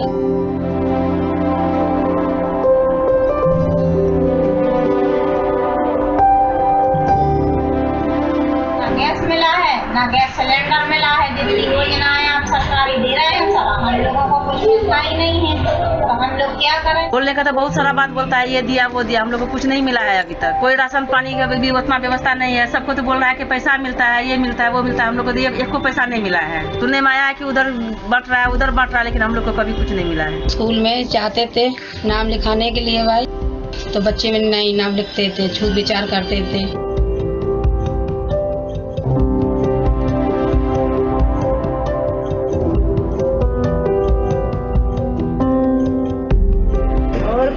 क्या करेंगे, यही काम आश्रय, हम लोग और कोई काम देवे नहीं करेंगे नीचे जा सोच के। सरकार की तरफ से बोले कुछ मदद मिलते हैं तो हो जाते हैं, तो शायद अपना कोई रास्ता अगर चुन लेते हैं कि हाँ चलिए सरकार तरफ से मदद मिले, कोई अपना बिजनेस बढ़िया खोल ले, थोड़ा सा हम लोग भी। छूट चलती है इसीलिए नहीं कर सकते हैं, और दुकानों भी रख लेंगे तो कोई सामान नहीं लेगा हमसे।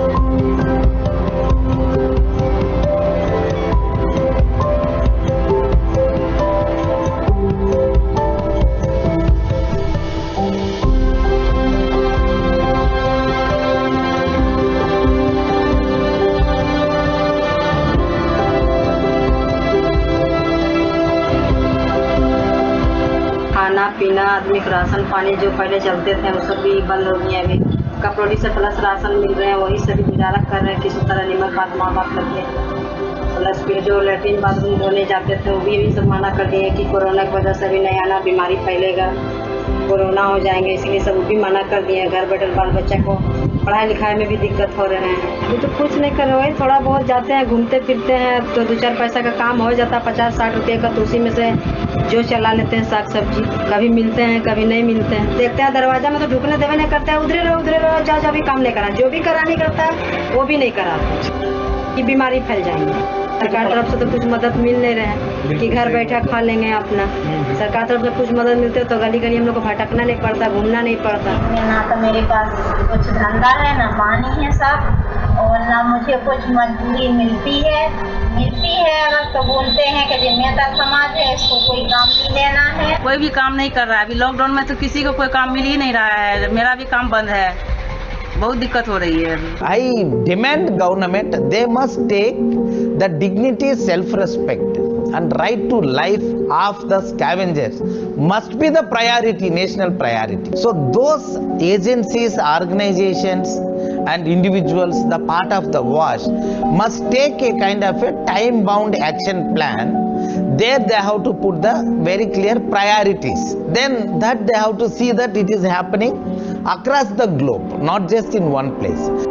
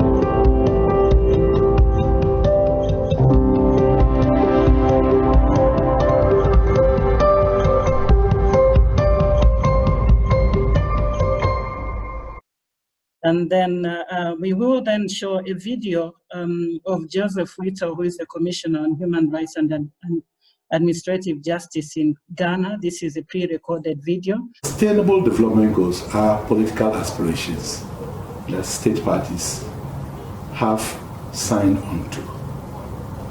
These 17 and 169 goals and targets address almost practically every development facet of the world.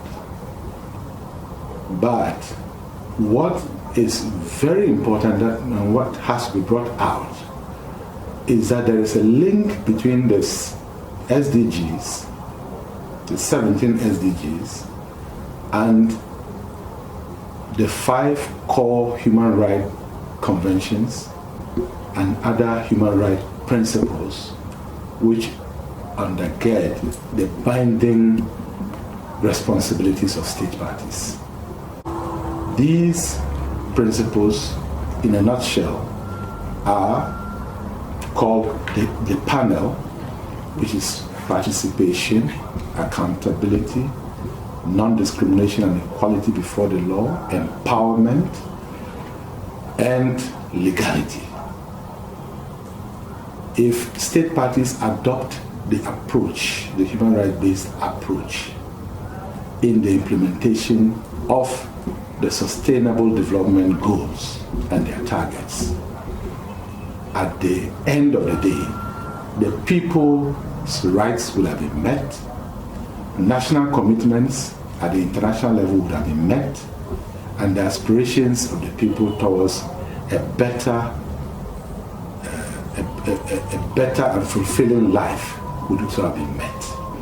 And that is why national human rights institutions and the Global Alliance for National Human Rights Institutions have been pushing for state parties to adopt the human rights-based approach to development.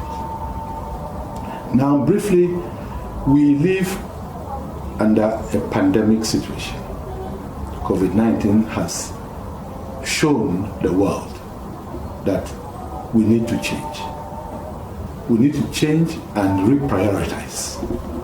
And one area that is important is to see water and sanitation, which are very crucial, and they are very important national responses if we are to fight the pandemic, by ensuring that states do better than what they are doing when it comes to the investment in the water sector, and the sanitation sector. Because the pandemic can be fought only if people are able to have the basic services to wash, which is water, sanitation, hygiene. And then, as we build back better after the pandemic, we should reprioritize what we do in the water and sanitation sector. Speaking from the perspective of Ghana, Ghana's government has prioritized water and sanitation as a way of fighting COVID-19.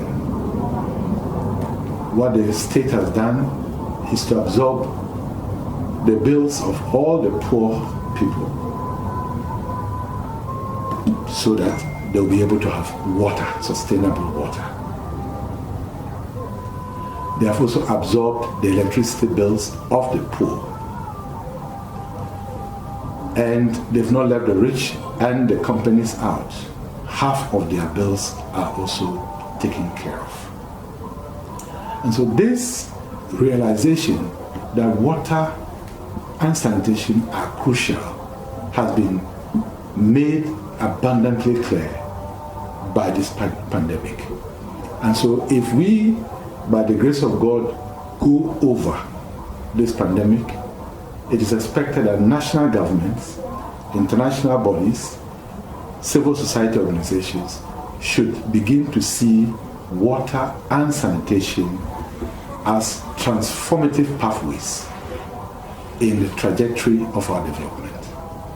In fact, in the decade of action which has been declared, water and sanitation should inform one of the urgent actions of governments, and I dare say international bodies, because under Goal 17, partnership is very, very important. And so partnership in terms of mobilizing investment, supporting investment in the sector of water and sanitation by all governments, international bodies, civil society are crucial. So Maria, please go ahead. Good afternoon, and thank you very much to the organizers, WaterAid and the other organizations, and also to the co-hosts, the missions of Germany and Spain, to the United Nations. My name is Carmen Marquez and I work for the European Union. I work for the European External Action Service, that is a kind of a Ministry of Foreign Affairs of the European Union. And I work very closely with the Commission, that, you know, and one part of it is DG DevCo, that is in charge of development cooperation. And my work has to do with environment and also with water diplomacy. I would like to really stress the European Union's commitment to the rights to water and sanitation that has been reflected in two recent policy documents approved by the Foreign Affairs Council. One is the Council conclusion on water diplomacy, and the other one is the human rights guidelines of the European Union on the rights to water and sanitation that were approved last year. Now, this year we are celebrating the 10 years since the UN recognized water and sanitation as human rights, and the EU member states, Spain and Germany, have every year since 2006 introduced resolutions at both the Human Rights Council in Geneva and the UN General Assembly in New York on the human rights to safe drinking water and sanitation. The European Union has actively supported this resolution and the mandate of the UN Special Rapporteur on the human rights to water and sanitation.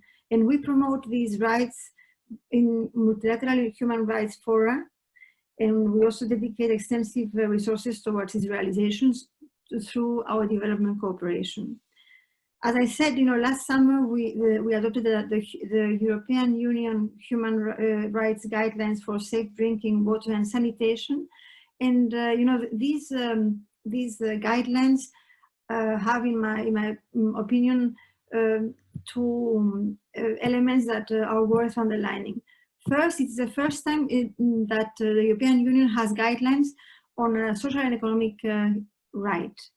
And it was water and sanitation that was identified as the topic in which this first step was worth being undertaken. So that's one first point.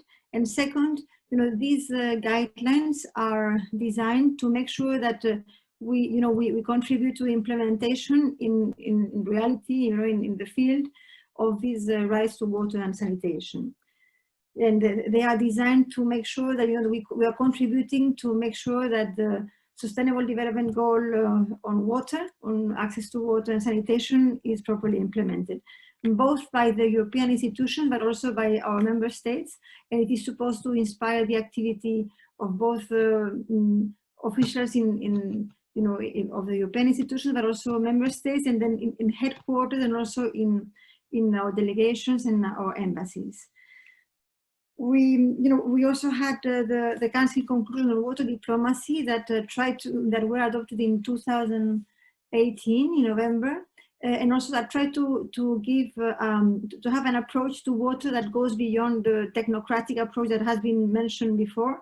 And in this conclusion also clearly underlined the commitment of the European Union to the implementation of to the rights of water, and sanitation. And also they underlined this link between water and peace. And as also Mr. Bate has said, in fact, water can also be used as a weapon of war. And there was a clear condemnation of this use of water. And we underlined the need to use water as a tool for peace and to promote transboundary cooperation. We are now in front of a huge crisis. COVID-19 has had a detrimental effect on the rights to water, food, health, and life. And in fact, this epidemic is a stark reminder of the importance of the rights to water and sanitation, because hand washing is the first line of defense to prevent the spread of the virus. But of course, we have to recognize the reality is not. It's a sober reality. We still have 2.1 billion people who still lack safe access to water. 1 in 4 healthcare facilities lack basic water services, and 1 in 5 have no sanitation services. Now, in Europe and in the world, our minds are focused on COVID-19, but and we are very aware of the gravity of this crisis. And we have tried to develop also a reaction, a package of measures to help as the Team Europe, so involving the European institutions and also member states and also the European Investment Bank. And we hope that we will be able to make sure that coherence is the defining principle. So we have decided to take a comprehensive action to tackle the impact of the outbreak. And so we realize that COVID-19 has exacerbated inequalities and made us more vulnerable. So this package that was adopted in April this year, and that has a global amount of 20 billion euros, is designed to help the most vulnerable countries and also the people who are most at risk, like children, women, elderly people, or disabled, or migrants, refugees, and internally displaced peoples. In fact, the support of the European Union is going to focus on 3 areas. One is responding to the immediate health crisis and the resulting humanitarian needs, and this has also, of course, a water and sanitation dimension. The second is strengthening health, water and sanitation systems. That's more, it's less of a short-term approach, but a bit more in the midterm. And the third dimension is mitigating the immediate social and economic consequences of the COVID crisis. We are very conscious that the COVID-19 crisis has also a strong environmental dimension. So that we have to make sure that we make the connections between the COVID-19 and also the environment and climate change emergency. There is this disease, a zoonotic disease, has to do with also with diseases in the animal world, in wildlife. And as the UN has recently underlined in its report, we are aware that we have one health that concerns human health, the planet health, and the health of the animal world. And of course, there is also a link with climate change that is also affecting the ability of resilience.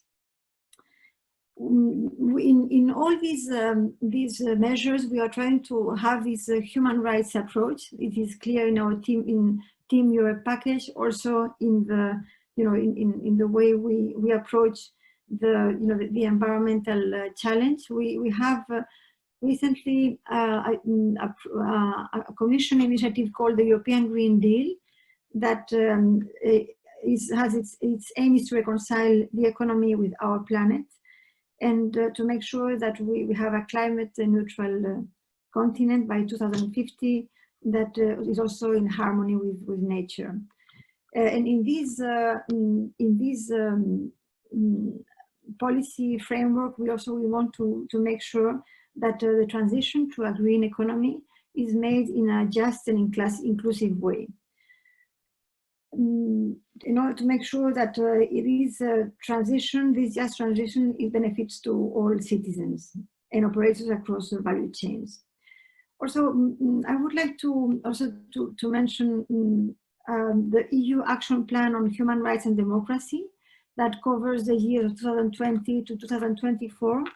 That is a good platform to build back better with human rights at its core. We are having now the huge challenge of ensuring the recovery post-COVID-19, and we want to make sure that if we invest in new infrastructures, in new energy, that this investment is done in a way that is environmentally sound, but also to make sure that it is done with respect with human rights. And this action plan precisely underlines the link between human rights and environmental degradation. Also, one last word on human rights defenders. We also have a very strong activity in support of human rights defenders that unfortunately risk their lives defending their lands, also the water, the forests. And in the last year, for example, there were 304 assassinated human rights defenders, and 40% of them were working on land rights, indigenous people's rights, and environmental rights. Also, let me say that we have a very strong awareness of the gender dimension of access to water and sanitation. That also we have many development programs, cooperation programs that take into account these, the fact that these inequalities affect women very, very often, and we have programs to empower the women. And can I ask you to just be winding up, please? Yeah. So I would like just to say as a conclusion that at a time of crisis like the COVID-19 crisis, access to water is and sanitation is essential to prevent the spread of the virus. But also we have to keep in mind that access to water and sanitation is also essential to enhance the dignity of all mankind. So the EU is seriously, is strongly promoting this right in its development cooperation, and also in its policy work in multilateral forum, in bilateral dialogue. Thank you very much.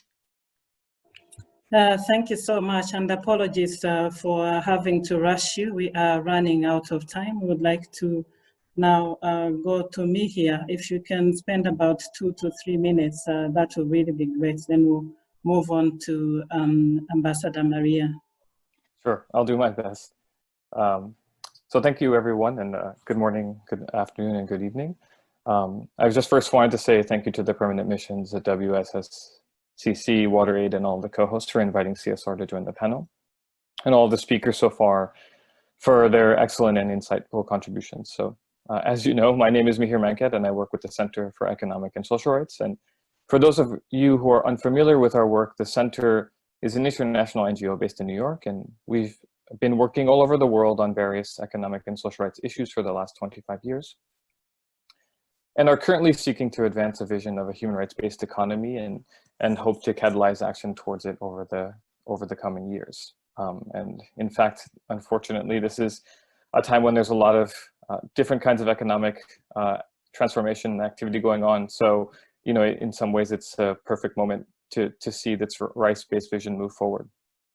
And what we've seen over the past few months is that the pandemic has exposed a vast array of injustices and inequalities in the current economic system, and has put the lives and livelihoods of billions of people at grave risk. Governments around the world, however, have committed to protecting our human rights, including our socioeconomic rights, such as water and sanitation.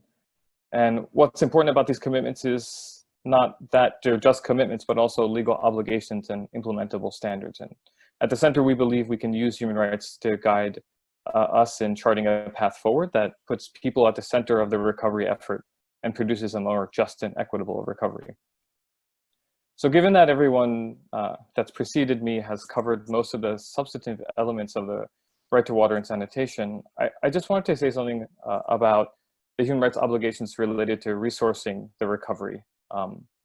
As we know, without significant increases in investment and a much more equitable range of investments in WASH, realizing the right to water and sanitation for all and achieving the SDG targets related to these areas is a far-fetched proposition. Most of the world's governments have signed up, however, to a set of binding treaties that commit them to take concrete steps to guarantee people's rights using the maximum of their available resources. This obligation can be found in the International Covenant on Economic, Social, and Cultural Rights, and in other places as well. And within this, there's a wide agreement that this obligation has three dimensions to it. That around resource generation, so how governments raise money, around resource allocation, in terms of what governments earmark for their different topics in their budgets, and research expenditure, so how that money is allocated, spent, and who's benefiting from that expenditure. With respect to resource generation, human rights law directs governments to raise money in a way that generates adequate or sufficient revenue to realize human rights. What this means is that there should be enough revenue generated to finance the infrastructure, goods, and services needed to guarantee people's rights, such as the right to water and sanitation. This includes the need and obligation of international development stakeholders, for example, to ensure states have as much fiscal space as possible to operate in this crisis context and in terms of recovery.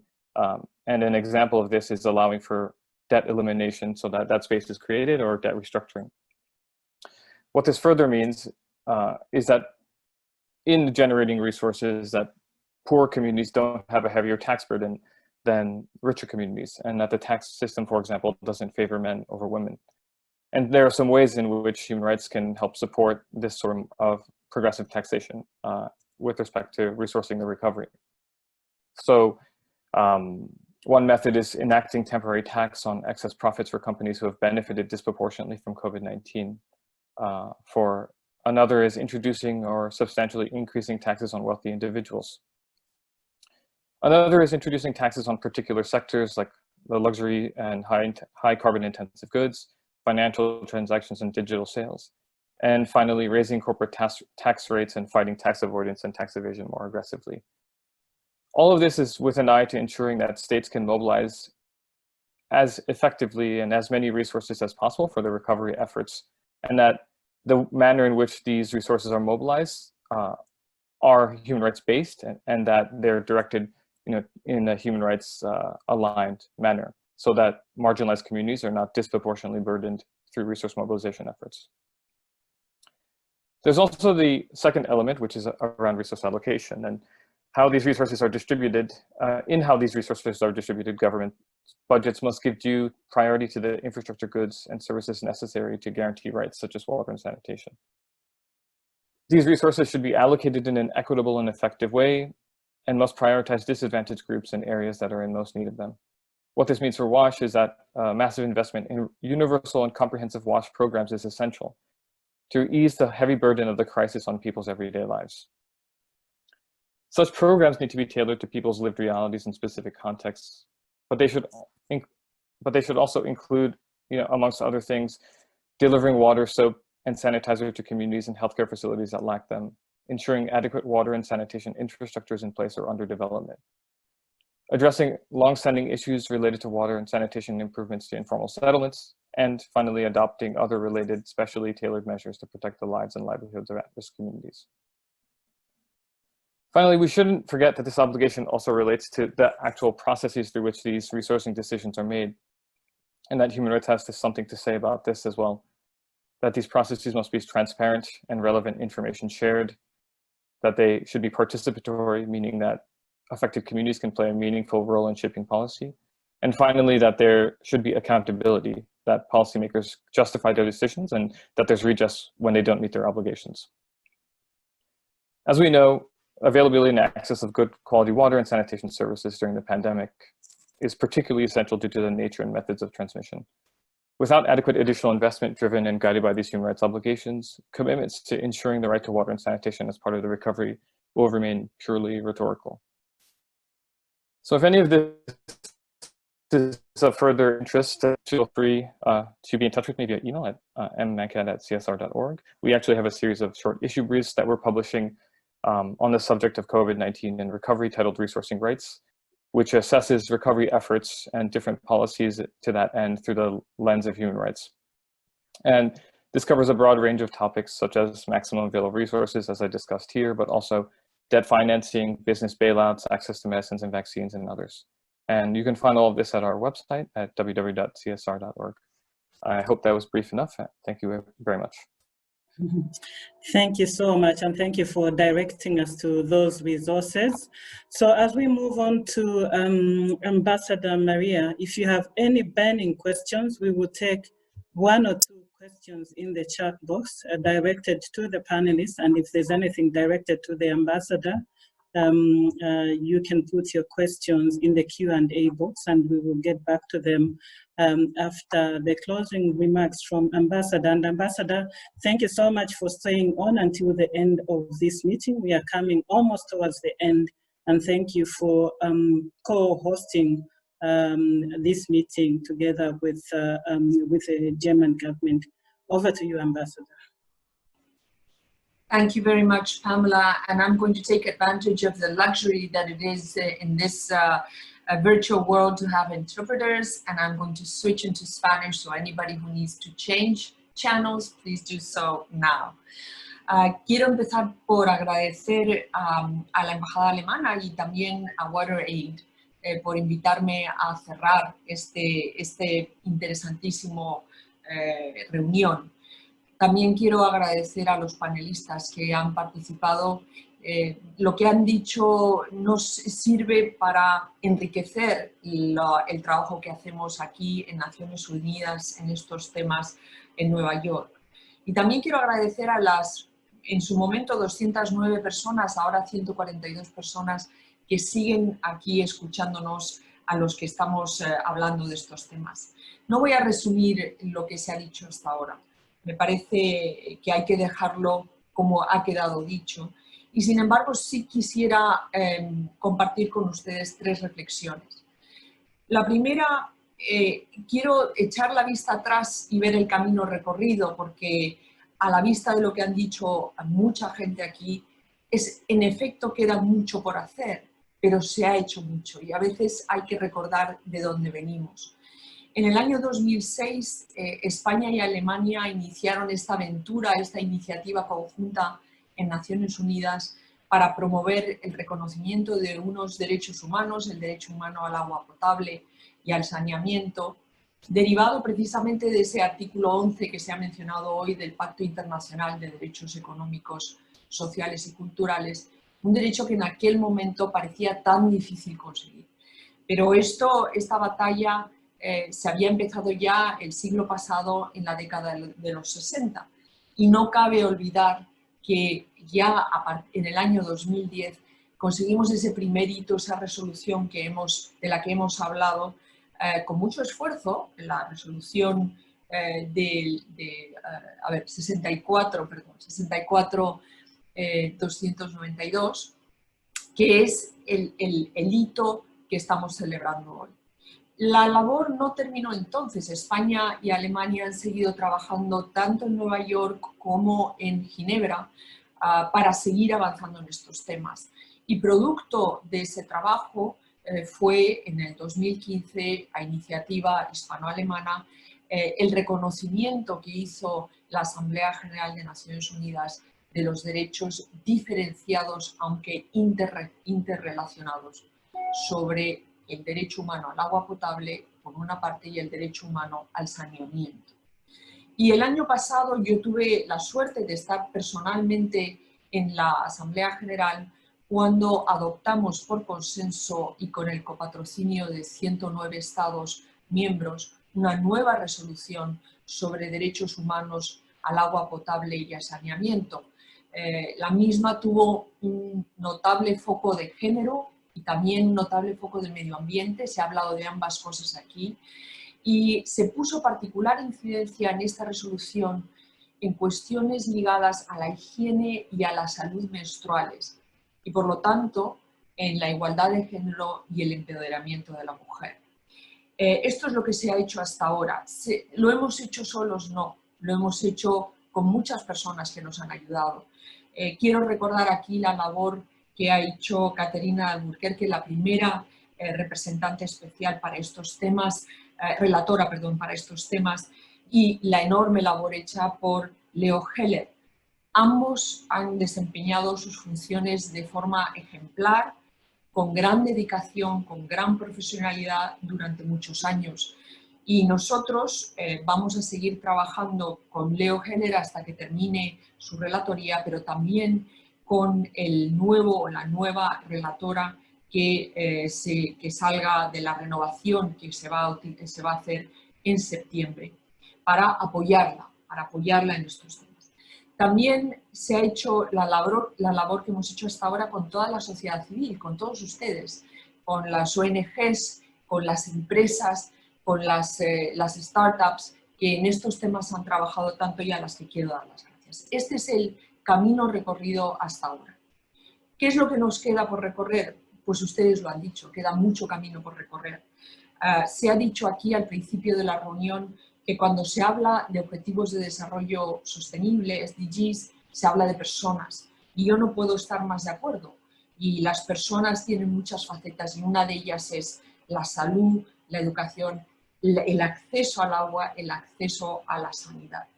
Tenemos, y de esto somos muy conscientes en Nueva York, donde trabajamos mucho en estos temas, tenemos una década de acción por delante de la Agenda 2030 para implementarla. Y son 10 años que parecen mucho, pero son muy poco.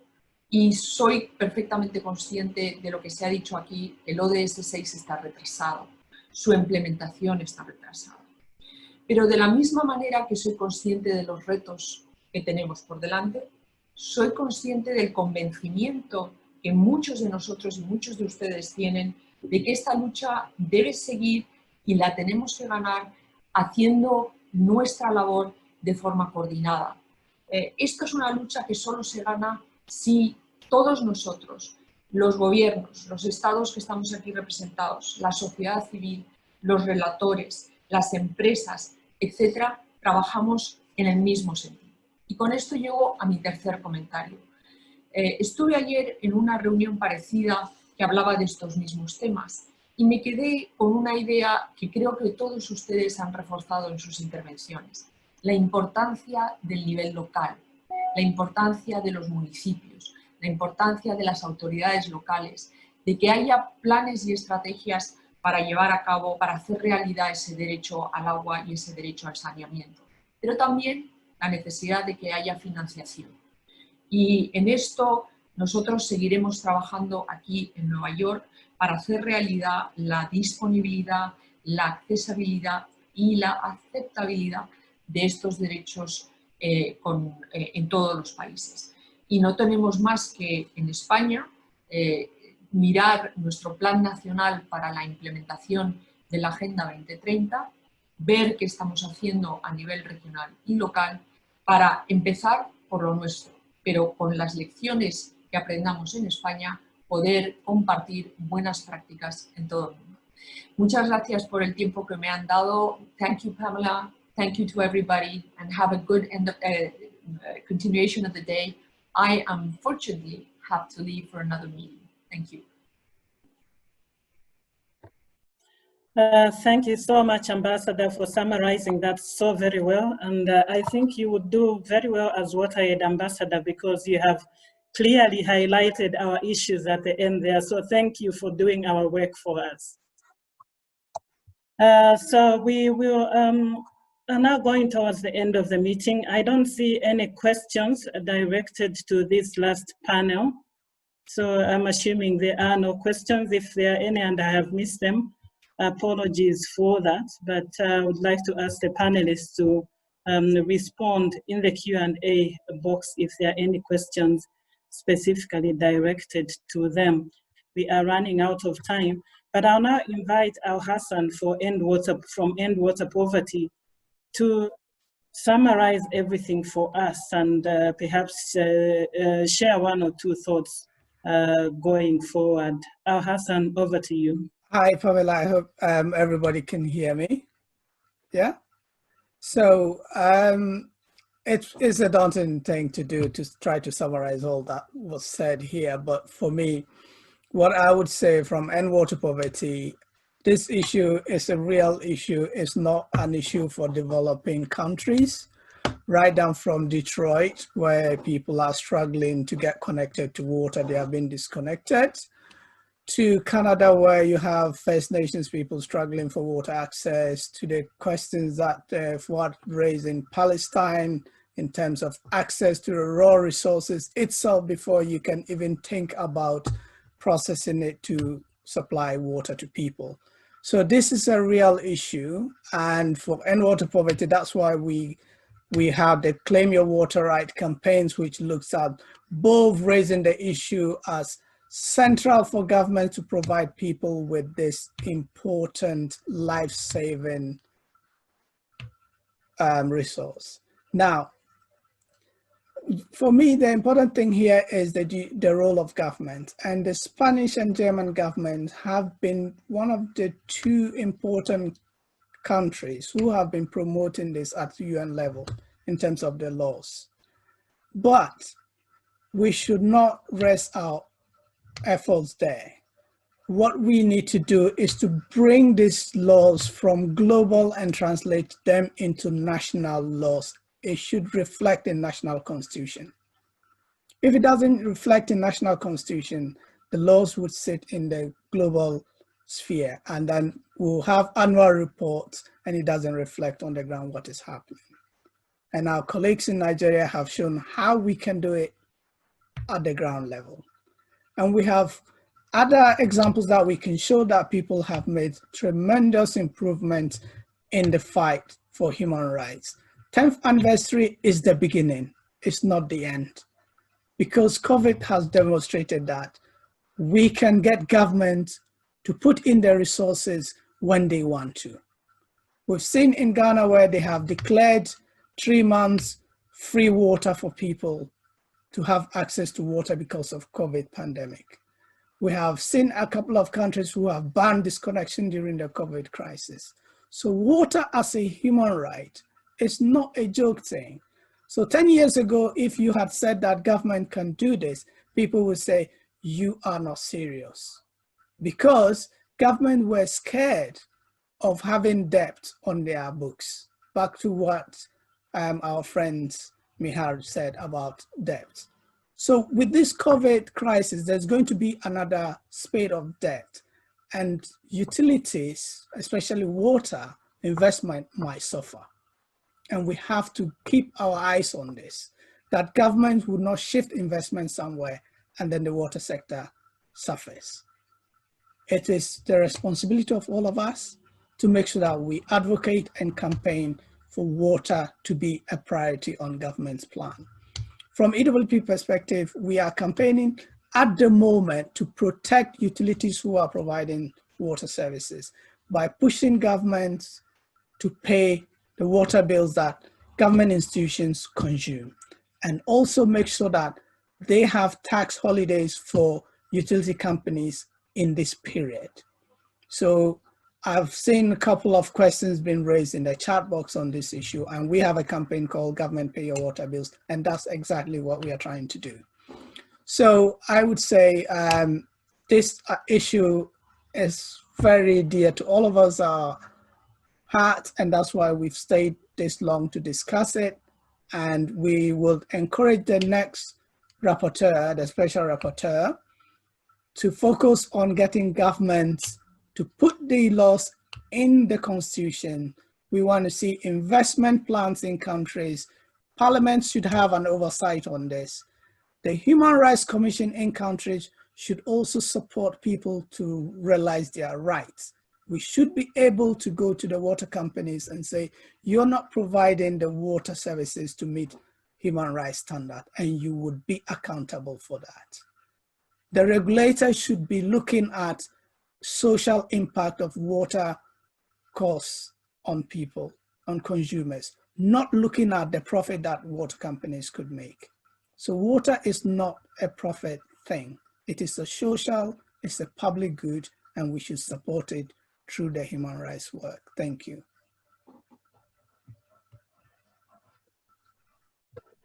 Thank you so much, Al-Hassan. We have come to the end of this meeting. Thank you also for your active participation. If there are any questions or comments that we have not responded to, we will pass them on to the relevant panelists to respond to you directly. Apologies for overrunning, but we hope that you found this meeting or this engagement useful. Thank you, everyone, and bye from me.